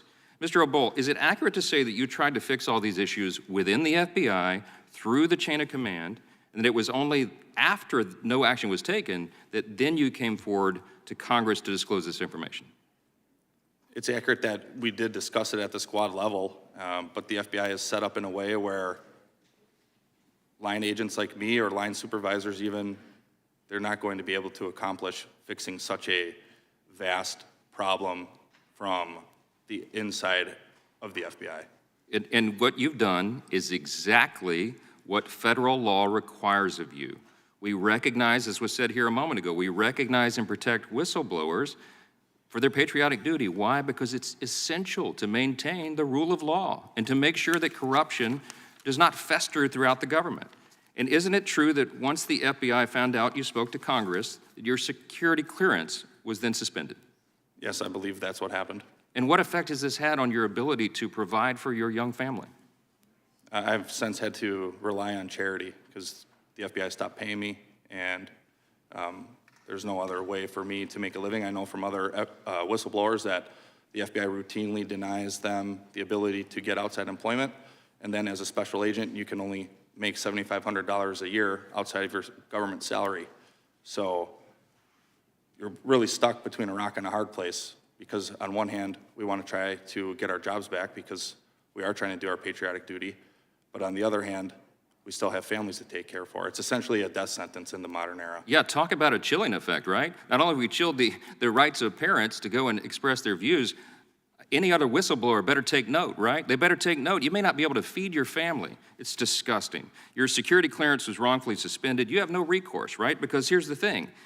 If you wrongfully strip clearances, the FBI is the one that you appeal to, right? The FBI is supposed to investigate itself. Is that right? That's correct. I just want everybody to understand, I only got 40 seconds left. The FBI investigating itself. This is why we're here, folks. This committee, we have jurisdiction over the Department of Justice, over the FBI. We are the checks and balances in the system. We have to draw this attention to this because it's our oversight duty. We're all trying to fulfill our responsibilities and our patriotic duties here. I am grateful to you men for your willingness to stand forward and take the arrows as you have, even from members of Congress over here who are trying to disparage you. It's disgusting. I thank you for your patriotic responsibility. Look, the free speech of parents is chilled. The speech and the duty of whistleblowers is chilled. We got a problem, folks, and we're trying to fix it. I'm out of time. I yield back. Gentleman yields back. The committee, Mr. committee will be in Chairman, I have order. a Members of the audience parliamentary inquiry. should refrain from any type of applause or anything. The chair recognizes the gentleman from Virginia for unanimous consent. I thank the chair. I ask unanimous consent to enter into the record the interview of George Hill dated February 7th before the Judiciary Committee, in which he explicitly identifies Empower Oversight Mr. Jason Foster as his counsel, for the record. I thank the chair. Without objection, the chair now recognizes Mr. Garamendi for his 5 minutes. Mr. Chairman, I have a parliamentary inquiry. Mr. Garamendi is recognized. Mr. Chairman, I have a parliamentary inquiry. Mr. Garamendi is recognized. Mr. Chairman, I have a parliamentary inquiry. We can do this all day. Mr. Garamendi is recognized. Okay, let's do it all day. Mr. Chairman, I have a parliamentary inquiry. And you're not recognized. Mr. Chairman, there's a member in the side of the dais who has not been waved in on committee. Would like to know, is he asking to be waved in, or is he going to send the audience, or has he joined somebody's staff since he's against the wall? Mr. Garamendi is recognized. Mr. Chairman, can I have an answer to my question, please? He's a colleague. He's not been waved in. Mr. Garamendi is recognized. Well, we'd be happy to wave him in if he wants to sit in, but he's up in the dais area, but he's not in the audience. If we wave him in, He's actually sitting where most times staff stands. As is customary in the Congress. Yeah.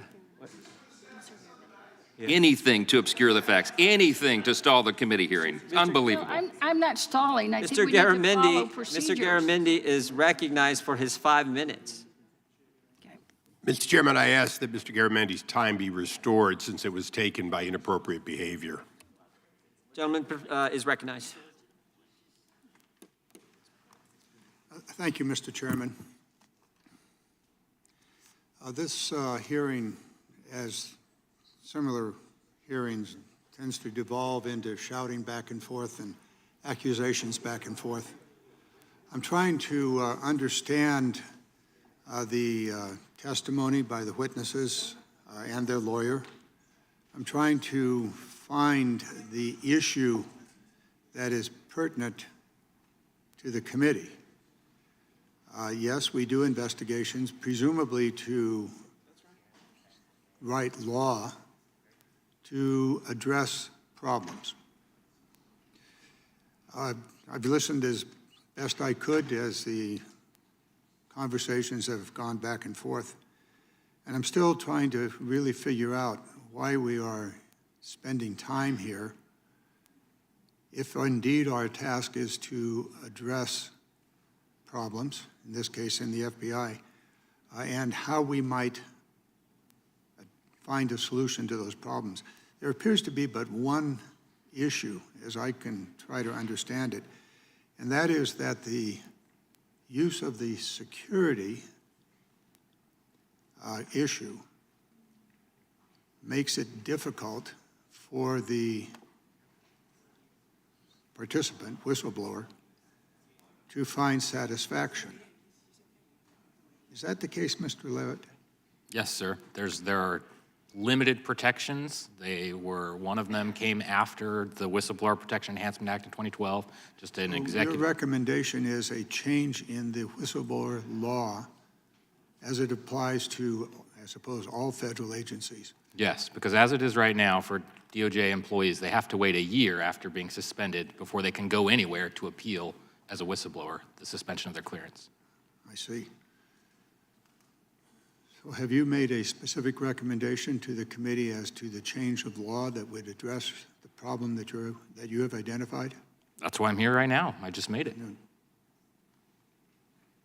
Okay.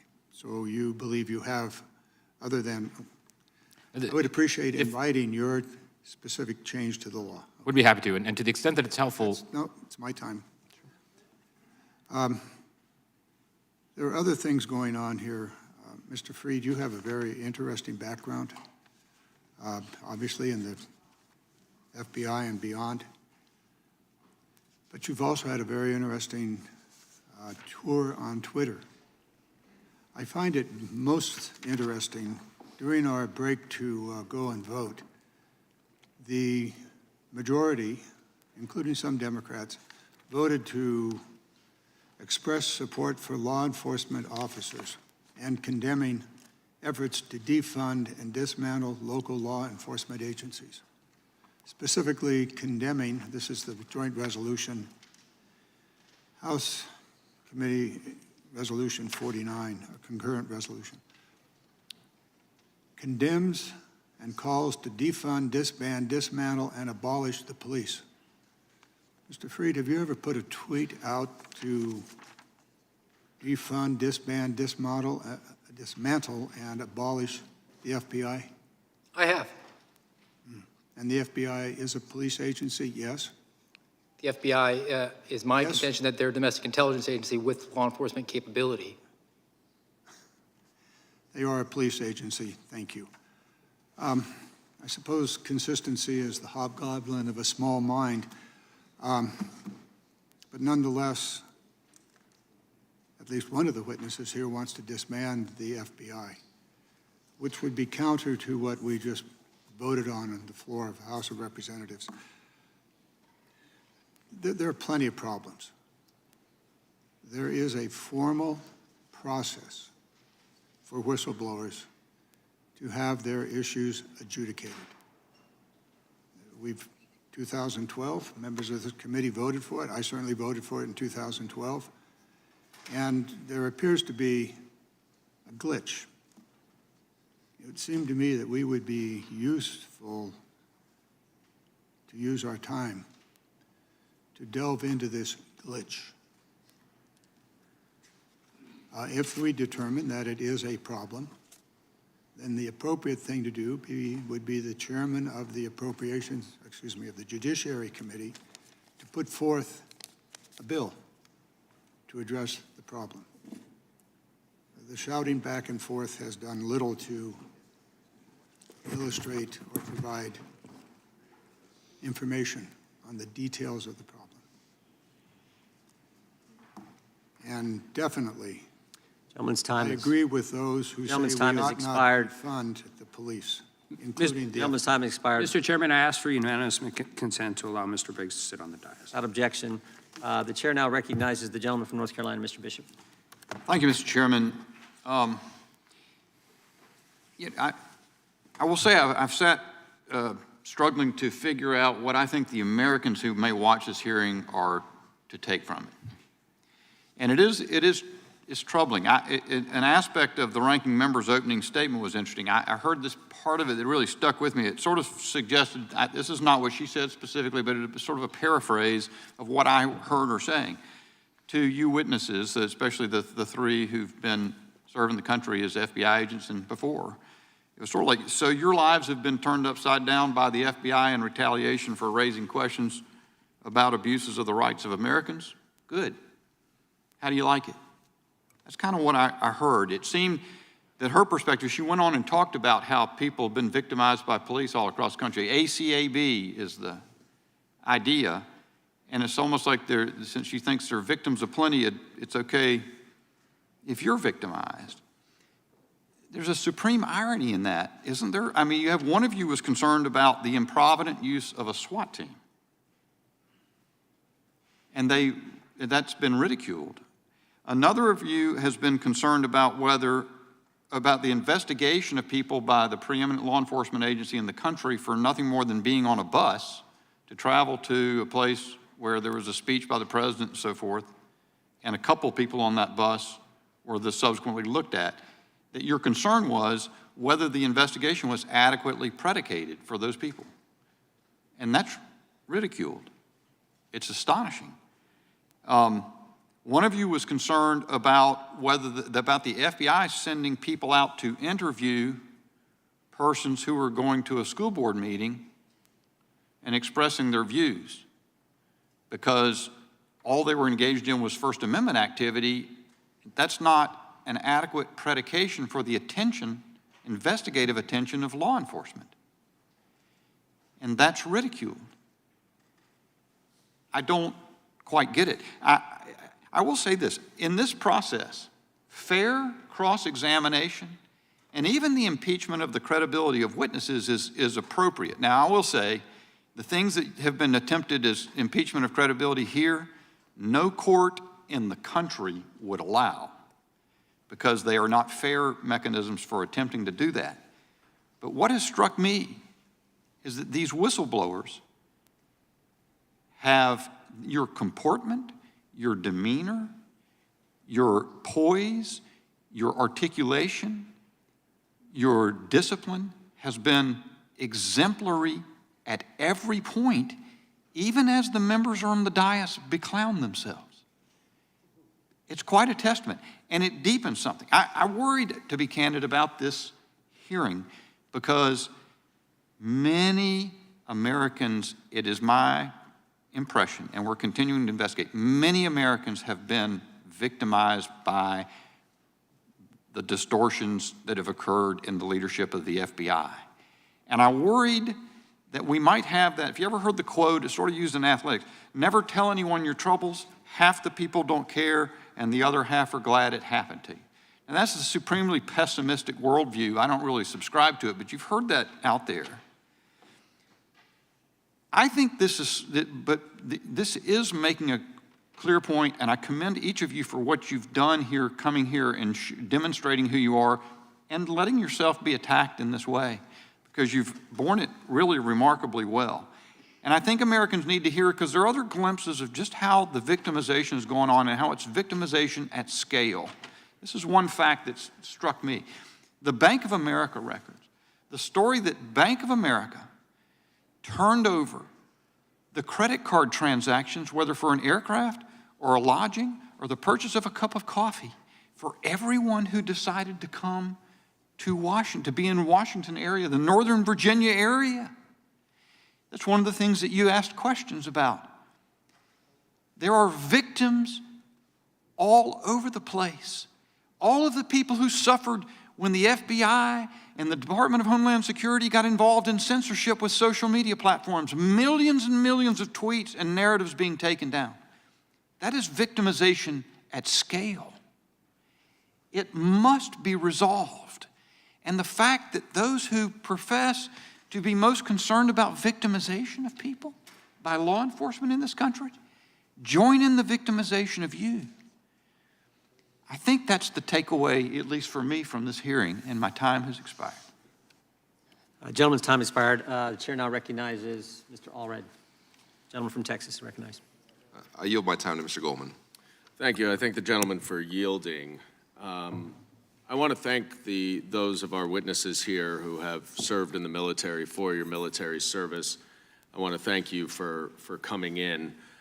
We on this side support whistleblowers. I certainly support whistleblowers, and you and the committee majority can be certain that we will follow all House rules and to maintain the confidentiality of whistleblowers until they have been publicly identified, as you all now have here. What our concern with is not really at the bottom whether or not you are whistleblowers. That's something that neither you can determine or Mr. Levitt can determine or we can determine. That's something that we understand is being adjudicated and ultimately could end up in court where the ultimate determination would be. Our concern is that you all have met with the committee majority perhaps several times. You have provided information, documents, testimony, and we're in the dark. And that's not how Congress works. That's not how committees work. And I'm sure, Mr. Levitt, you would agree with me that when you were on the Hill, that's not how things work. And so that is what, sorry? I just said it depended on what was happening. I've seen examples of congressional staff retaliating against whistleblowers, and I've also seen those whistleblowers then refuse to engage with those congressional staff. Fair enough, and maybe that happens, but we haven't even been given the opportunity to do that in violation of committee rules. Ultimately, what we are here for is because these three individuals are expressing in various degrees their objection to their treatment with the FBI. They have also, in varying degrees, expressed support for the January 6th insurrection, and in some cases have even allowed those personal views to influence their official duties. Now, the allegations that we are dealing with here today, and the reason why whether or not people are whistleblowers matters or your credibility matters, is you're just the three individuals, three people in an organization of tens of thousands who are making these allegations, and so credibility does matter. I was a federal prosecutor for 10 years working alongside the good men and women of the FBI. I never once had a political conversation. I never once had any politics interfere with the work that we were doing as part of our official duties. And if I did, I would certainly call it out and report it up the chain. That is not appropriate. And I am alarmed on their behalf that so many of the good men and women of the FBI are being called out for being, quote, what one of my colleagues said is a political arm of the Democratic Party. Now, you all would agree real quick that credibility matters, right? You're all agents or current or former agents of the FBI. Is that right, Mr. O'Boyle? Correct? Yeah. Mr. Friend? Yes. And Mr. Allen, right? I'm a staff operations specialist, sir. So you don't believe credibility matters? Credibility does matter, sir, but I'm a staff operations specialist. That's my official. But let's take the chairman's opening statement for a second. He said in his opening statement about the John Durham report that Mr. Durham found that there was no predicate and no basis to open the investigation. I'm going to read you a paragraph from page 295 of the Durham report. It says, under the FBI's guidelines, the investigation could have been opened more appropriately as an assessment or preliminary investigation. FBI investigations opened as preliminary investigations, short of full investigations, if necessary and appropriate, may be escalated under the guidelines by converting to a full investigation with supervisory approval. Mr. O'Boyle, does that sound like Mr. Durham determined that there was no basis at all to open an investigation, as the chairman said? I would have to have more information, but based on what you just read, it sounds to me like, based on FBI rules, a preliminary investigation ought to have been opened if anything was going to be opened at all. And it sounds like it was opened straight as a full investigation. Right. But I also and don't. You understand the difference is really just based on timelines and a slightly narrower range of authorities, but that preliminary investigations are often escalated to full investigations after some additional investigation, right? They're also often just shut down. Sure, right, of course. I see that my time is about to expire, and I look forward to my additional questions. But I would just note for all of us here that to use three individuals' personal experiences, including determinations based on a number of different levels of review at the FBI that you no longer warrant your security clearance, is a very bold and unfounded statement to use to claim that the FBI is a weapon of the Democratic Party, and I yield back. Kentucky is recognized. Americans are upset and they are angry that the government's been weaponized against them. But I think they're better served if we remain dispassionate in reviewing this evidence. But I have to admit, I came here today trying to be dispassionate, but I'm feeling emotion. I'm feeling disgust. Before us, among these witnesses, is represented decades of exemplary service in the military, in the FBI, service to our country for which your families have sacrificed, for which you have sacrificed to give this service, and now the other side of the aisle just wants to disparage you, for bringing forth facts that the American people need to know, that we need to know if we're going to change these whistleblower laws so that you're not punished for bringing us the truth. This is our we've had 4 hearings, and I'm noticing a disturbing trend here. Big business is working with the government to weaponize against the American people. And, the government says, well, this is okay because we're not violating the Constitution. The big business is doing this voluntarily, and we saw this with social media companies. But I want to play testimony from a whistleblower who's not here with us today. If you could cue that up about how we've seen, in this instance, one of the biggest corporations in America working with the FBI to violate civil liberties. I believe it was either on January 7th or 8th, the Bank of America, with no directive from the FBI, data mined its customer base. And data mined a date range of 5 to 7 of any BOA customer who used a BOA product. And by BOA product, a debit card.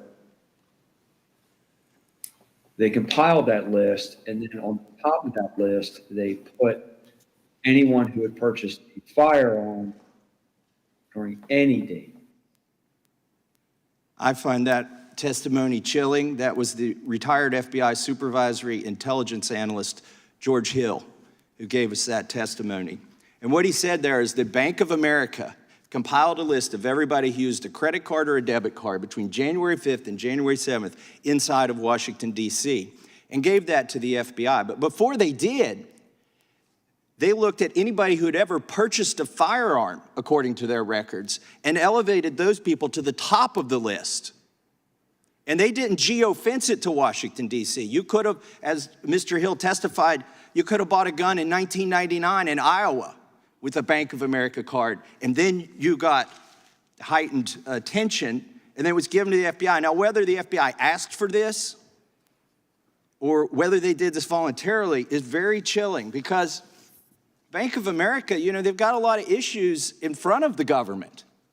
And this is where you get into this unhealthy feedback loop. Bank of America spent $250,000 lobbying us on the American Rescue Plan, issues related to Paycheck Protection Program, general issues related to data security, and general issues related to interchange, and general issues related to privacy. The irony of it. Bank of America is violating your privacy, working hand in glove with the FBI. Now, the FBI will say, we didn't ask for this, they just gave it to us. It doesn't matter. It's a violation when you get to this level of cooperation. Now, I want to turn to something else that's troubling me very much. The whistleblowers here before us today have described incentive-based payments related to increasing the number of criminal investigations. Mr. Friend and Mr. Allen, you've talked about this. Mr. Friend, can you tell us what that's about and why that might be unhealthy? It's extremely unhealthy. It's called integrated program management. It's a process that the FBI uses annually to essentially establish arbitrary metrics for itself to achieve as far as opening up a certain number of cases and using certain tools and getting certain accomplishments. This in football terms, this sounds eerily similar to the Saints bounty gate.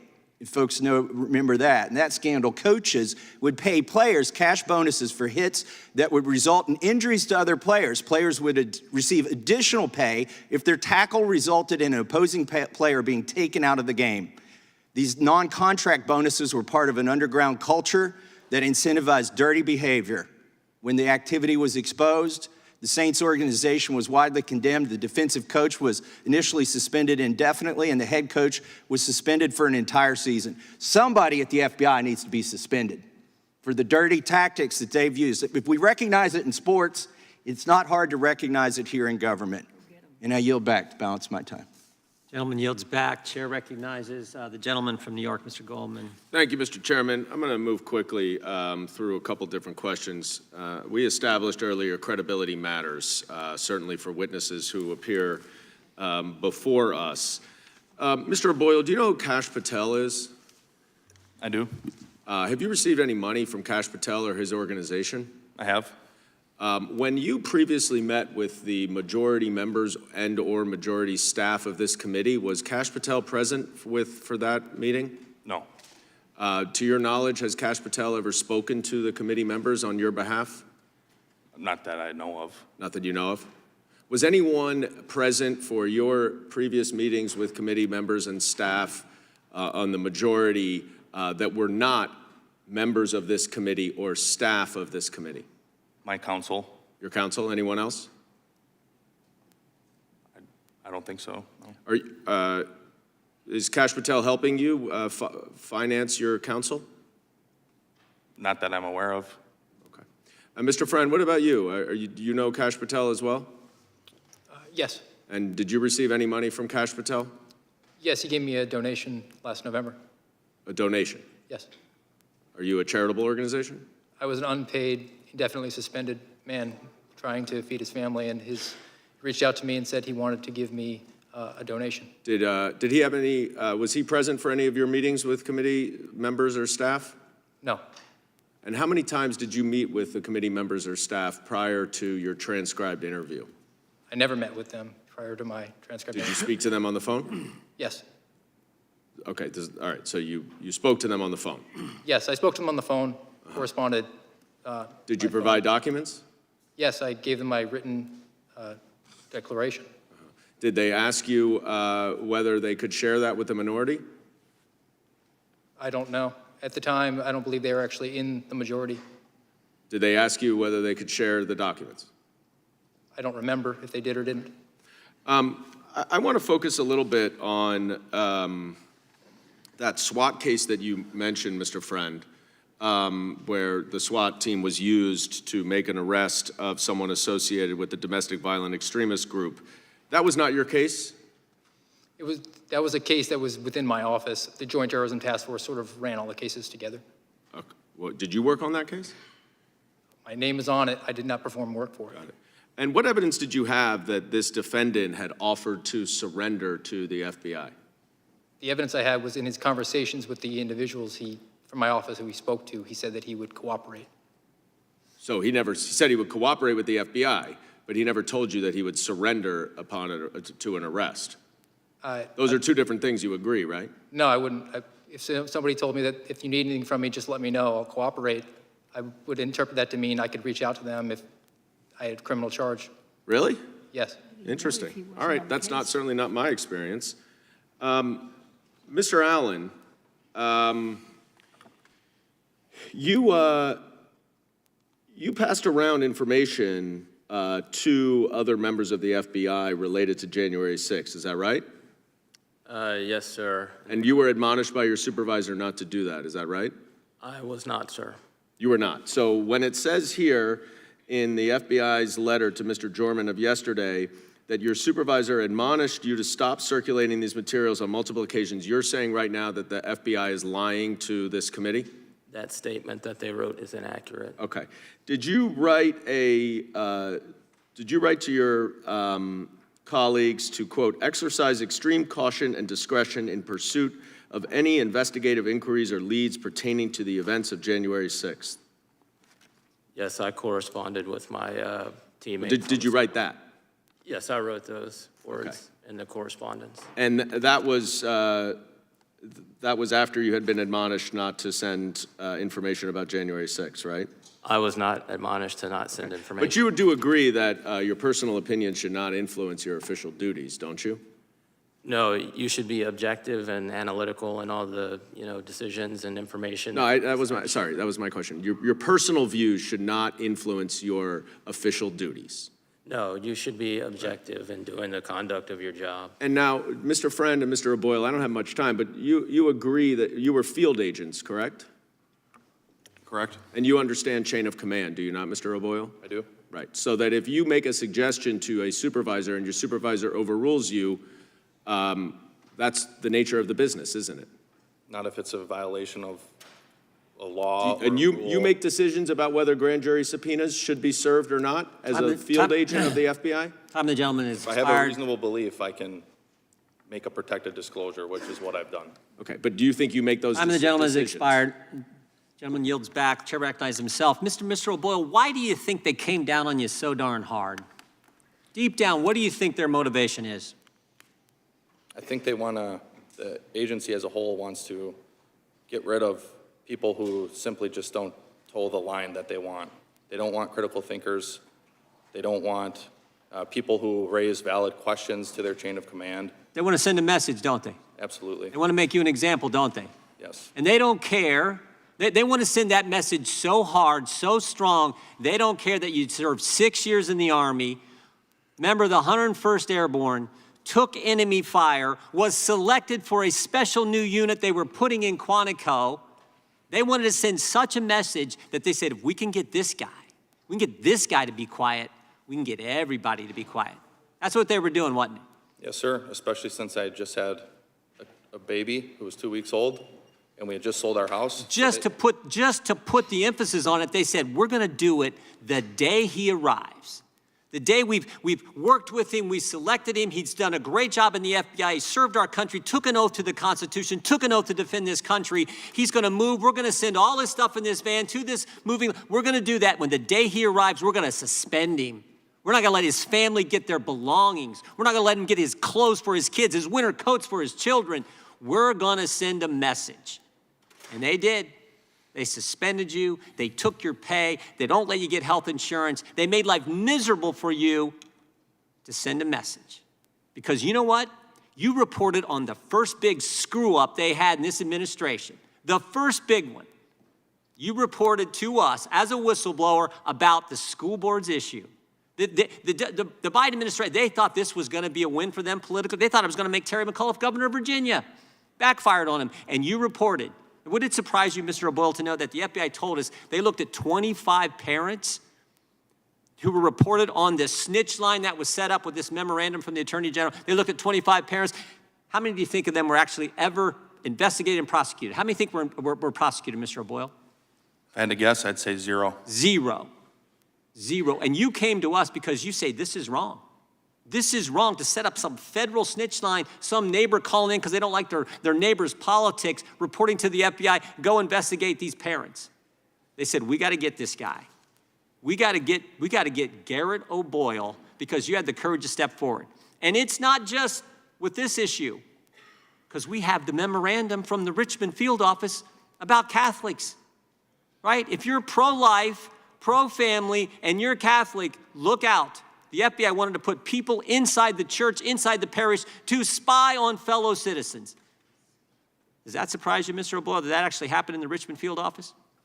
It doesn't, not anymore. Scary. And you know that memorandum, by the way?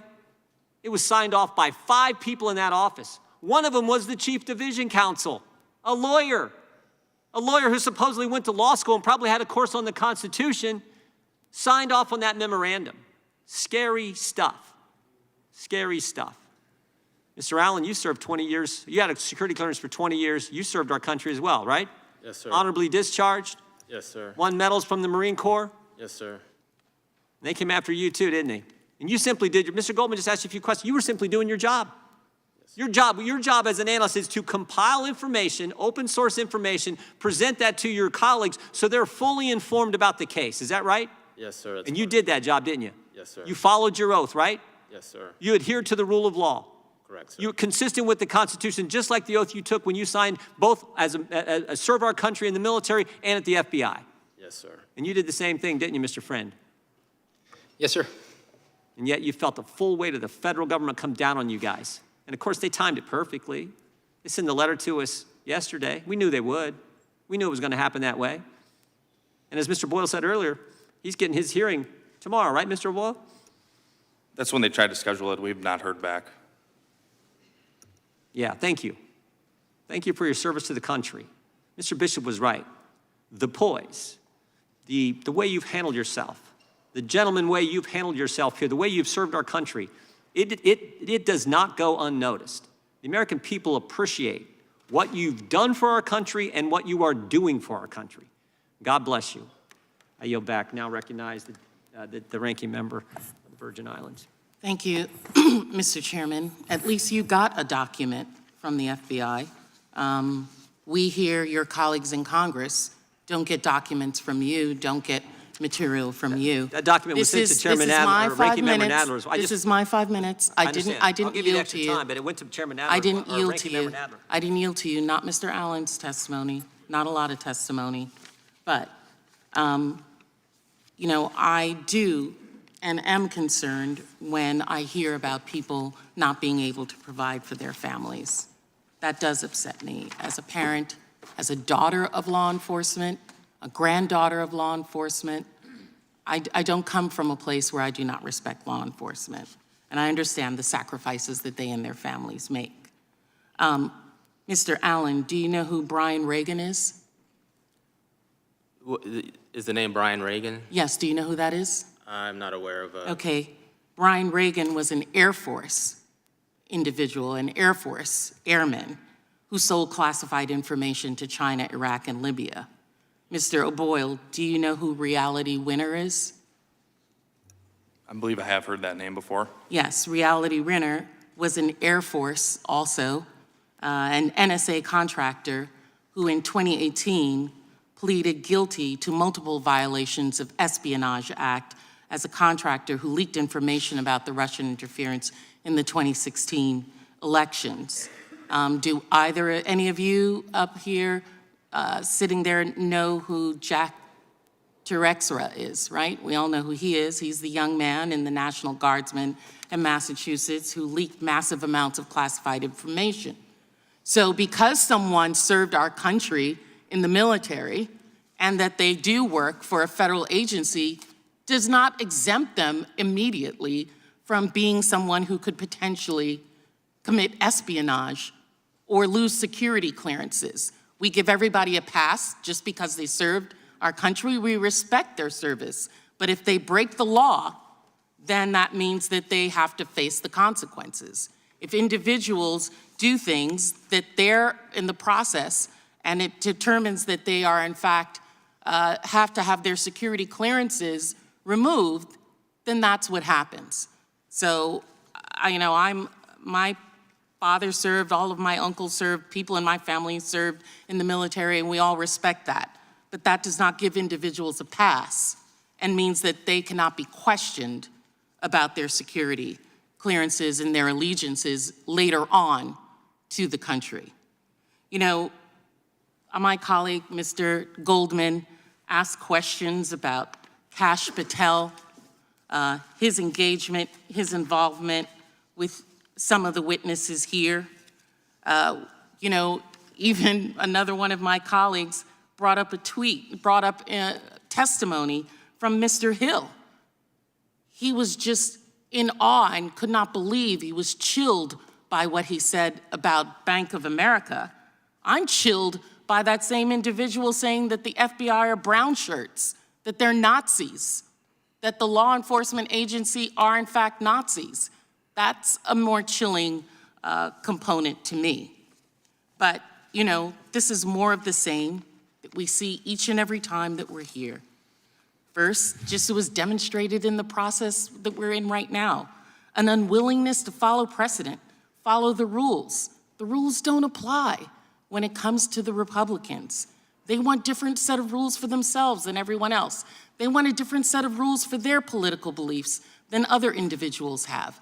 Individuals who are espousing their beliefs on the job where they're not supposed to, it's okay when it's their beliefs, but if it were somebody else, then a different set of rules would apply to them. Hiding information, it's all part and parcel of the Republicans' attempt to make Americans distrust our rule of law so that when 2024 comes around, and should their candidate not win, more and more people will not believe the truth. The truth matters. The truth matters. And hiding information and stating a lie over and over again does not make it true. And we will continue to, yes, be concerned. And Mr. Chairman, I continue to say that there are, I believe, areas that I think that we can work on. I have not had a discussion with you. I've sent you letters about what I believe those areas are. No response with regard to that. But in their times. Time of the gentlelady's expired. I'm happy to do that with you. Thank you so much, Mr. Chair. The gentleman recognizes the gentleman from Utah for 5 minutes. Thank you, Mr. Chairman, and to the witnesses. I actually am missing another event, but I could not leave until I had an opportunity to thank you. Thank you for your courage. Thank you for your honesty. And honestly, I apologize for some of the behavior and the words of my colleagues. It reflects poorly on Congress. It makes us appear childish and as if rudeness is intellect, as if accusations is fact. But you all have done exactly the opposite. In the face of accusations, in the face of insinuations, comparing you as military members to known traitors and therefore we shouldn't believe you, it's just simply outrageous, it's childish. But you haven't done that. You've done exactly the opposite. And I want you to know that the American people have listened to you and they can see your demeanor. They can see your sincerity. They can see and respect the service that you have rendered, and that's what they will remember from this. They won't remember some objection about, well, we weren't given this document. They won't remember, you know, who Kash Patel is, who even knows what that has anything to do with this. They're smart enough to know this isn't about January 6th.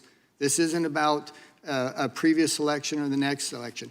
They're smart enough to hear your words and to measure your sincerity and to know whether you're telling the truth. And I'm telling you that as someone who sat on the Intelligence Committee for years and used to be a defender of the FBI, and to watch their activity over the last few years, I completely believe you, because I've seen it again and again and again. And probably the most concerning thing I've seen in Congress is this weaponization of federal agencies. We give them enormous power. You all had enormous power. And we can't give agencies like the FBI incredible abilities to go surveil and to monitor and to read and to observe American citizens and then just say, go do what you want. Don't come talk to us. Don't tell us what you're doing. That is exactly the opposite. They should and they must be able to have oversight by Congress, and they simply don't. And that forces you as whistleblowers to come forward through another vehicle. And I'd be curious to know, you had friends in the FBI. You were well respected. I mean, Mr. Allen, you're the Employee of the Year, for heaven's sakes. Have any of your friends reached out and tried to support you in this? And my point in asking that is I wonder if they're too scared. I wonder if they're scared to be associated with you. Now, I wonder if the FBI tactics of isolating you have worked. Mr. O'Boyle, have you had friends reach out and support? Very, very few. And why is that, do you think? I think their First Amendment rights have been chilled as well. I know for a fact that my former supervisor had a meeting with my squad shortly after I was suspended, and he told them that I was going to be arrested, fired, and charged. So if that's not chilling, I don't know what is. Mr. Friend? Echo what Mr. O'Boyle said. I've had very few reach out to me, and those who have used encrypted ways to do it because they fear retribution. They're afraid to reach out to you. Respected colleagues, people they've worked with for years, and they're afraid to reach out with you. It's very clear the FBI has been able to achieve that goal. Mr. Allen, your experience?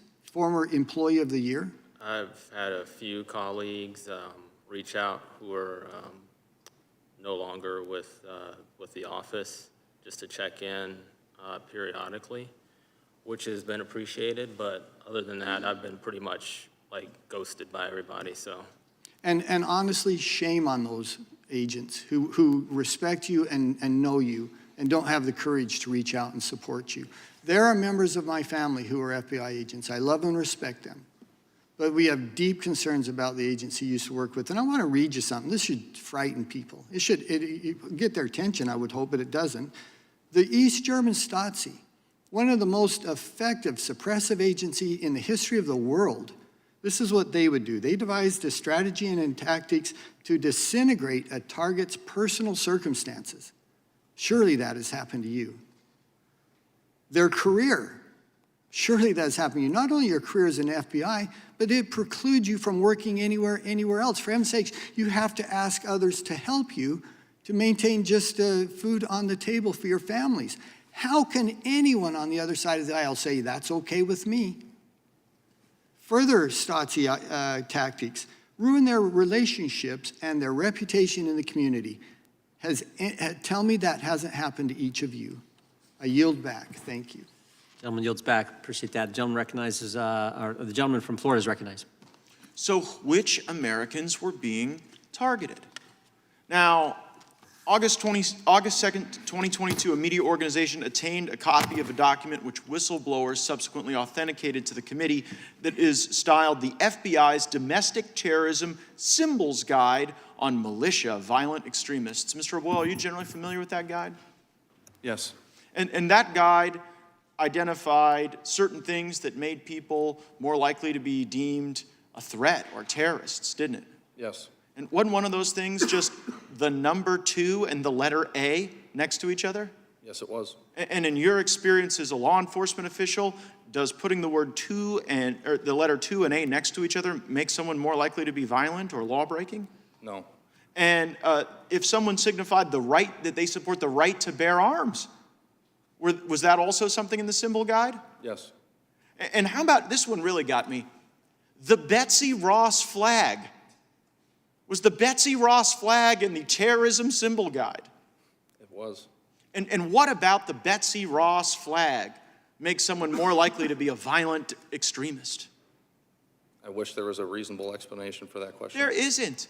And people blew the whistle and said, this stuff is crazy. Americans are being targeted. Mr. Friend, you ever been to a school board meeting? Yes, I have. FBI ever sent you to the parking lot of a school board meeting? Yes, they have. And in the parking lot of a school board meeting where the FBI sent you, you were taking down information regarding people's license plates. That's correct. Now, it wasn't the first time you'd been to a school board meeting, was it? No, I went on my own as a private citizen. As a parent. Yes. And so there you were. It must have been quite an interesting perspective. There you were taking down the information of people, parents attending school board meetings on behest of the FBI, and you had been one of those parents at a school board meeting. How did that feel? Well, after I attended privately, my colleagues teased me that they were probably going to start investigating me. You used to go after the worst of the worst, didn't you? Yes, I believe so. You went after people who looked at child porn, Yes. people who were sexually exploiting children. Yes. And then you were in the parking lot of a school board meeting, taking down the information of parents. What happened to the cases that you were working to protect our communities from the worst predators that exist? I was told they were not to be resourced, and then after I was suspended, they were handed off to local law enforcement.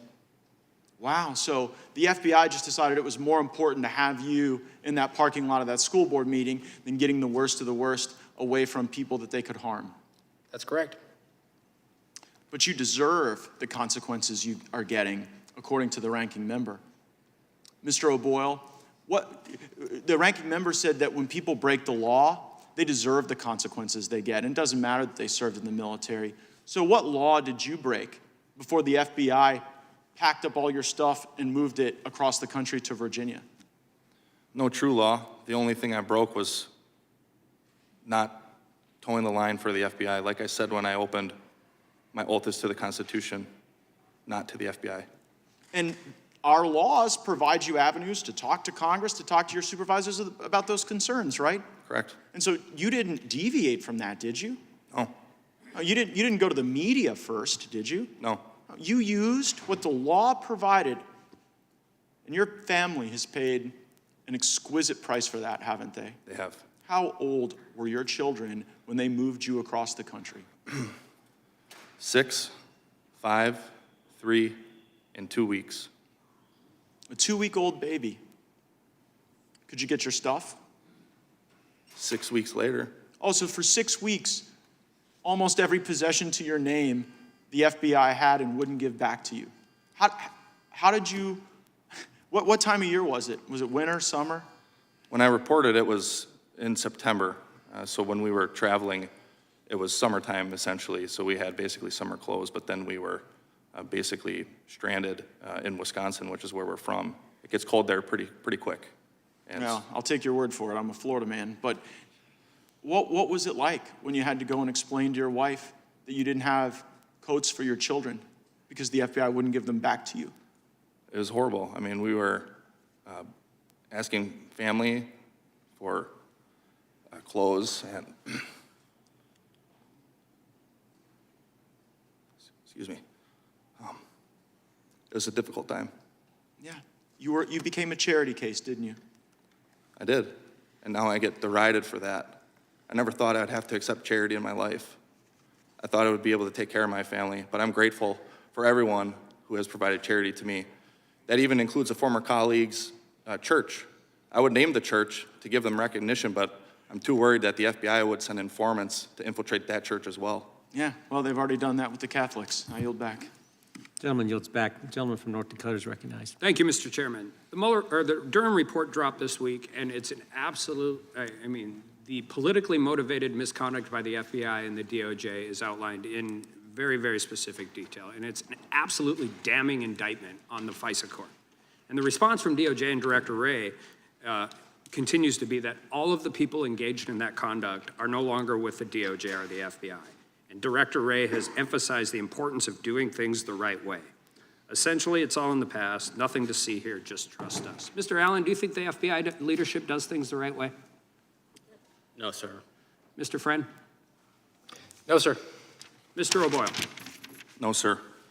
And the Durham report detailed that submitted warrant applications to the FISA court without interviewing witness, failed to correct warrants after learning more information about a witness's reliability, failed to disclose exculpatory evidence to a secret court, omitted information that contradicted what they had told the court previously when they were trying to get extensions, and in one case, they actually fabricated an application for the warrant.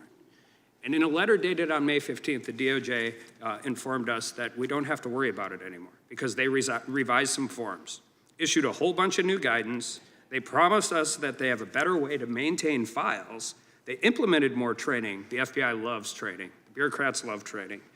They have more internal oversight. They have a rigorous and robust oversight program. They instituted technical updates and they automated workflow. You know what's not mentioned anywhere in that letter? Consequences. There are no consequences, no penalty, no punishment. So if there's no consequences, there's no prosecutions, then there is no incentive for the DOJ or the FBI to hold themselves accountable. And the single best way for the American people to learn about the abuses carried out by our government is by whistleblower testimony. And so the single most effective way to keep these things from coming to light is to make sure it is known that dissent will not be tolerated and speaking out will be dealt with severely. And just this week, the IRS whistleblower was removed from a case at the request of the DOJ in a clear case of retaliation and violation of the law. So, Mr. Allen, when we're talking about this and what you all have gone through and your families have gone through is just heart-wrenching, and Congressman Gates just walked through it, but what are the consequences moving forward for your colleagues on whistleblowing? I mean, I think in light of what's happened to us and what's happened to all the people involved with that investigation, I think it definitely has to send a chilling effect across the agency, and there's just an incongruence in how personnel at a high level have been treated and how we've been treated. Mr. Friend, this is a public setting, we're testifying, but can you tell the American people what has happened in your life since you have come forward and given this information? Well, thank you for that. Beyond leaking my medical information to the New York Times and insinuating that I was under disciplinary action for shooting a firearm in my backyard inappropriately, I was also denied the opportunity to seek outside employment on 2 occasions, denied my training records, which in essence is denying me outside employment. The Inspector General is now aware of the illegal and improper gag order that was issued on me that basically told me that I was not allowed to speak to my family or my attorney about the existence of an investigation. So if one of your former colleagues is looking at this and watching this, and they have information that they think is subject to being shed light on with the American people, do you think how you've been treated would give them pause? It has, and that's why they laundered the information to me, and that's how I've been able to expose more things now from the outside. And Mr. O'Boyle, we just heard from your interaction with Mr. Gates and how all of this occurred and all of the hardships you've gone through. If one of your really good friends, your former colleagues, came to you and said, I have this thing that is being covered up, and I think the American people need to know about it, what advice would you give them? I would tell them first to pray about it, long and hard. And I would tell them I could take it to Congress for them, or I could put them in touch with Congress, but I would advise them not to do it. So you would legitimately try to protect one of your colleagues from doing what you have done? Absolutely. And how do you think that solves being able to shine light on corruption, weaponization, any kind of misconduct that exists with the American people? It doesn't solve it, but the FBI will crush you. This government will crush you and your family if you try to expose the truth about things that they are doing that are wrong. And we are all examples of that. I can't think of a more sobering way to end a hearing. I yield back. Gentleman yields back. I want to thank, we say this every hearing that we thank the witnesses, and I mean it every time, but I really mean it. Thank you for coming forward, sharing your story, and standing up for the Constitution, doing your duty. We appreciate it. Mr. Levitt, thank you for your representation of these individuals. We thank you for the powerful testimony that you gave and the way you gave it and the way you've conducted yourselves. And with that, without objection, all members will have 5 legislative days to submit additional written questions for witnesses or additional materials for the record. Without objection, the hearing is adjourned.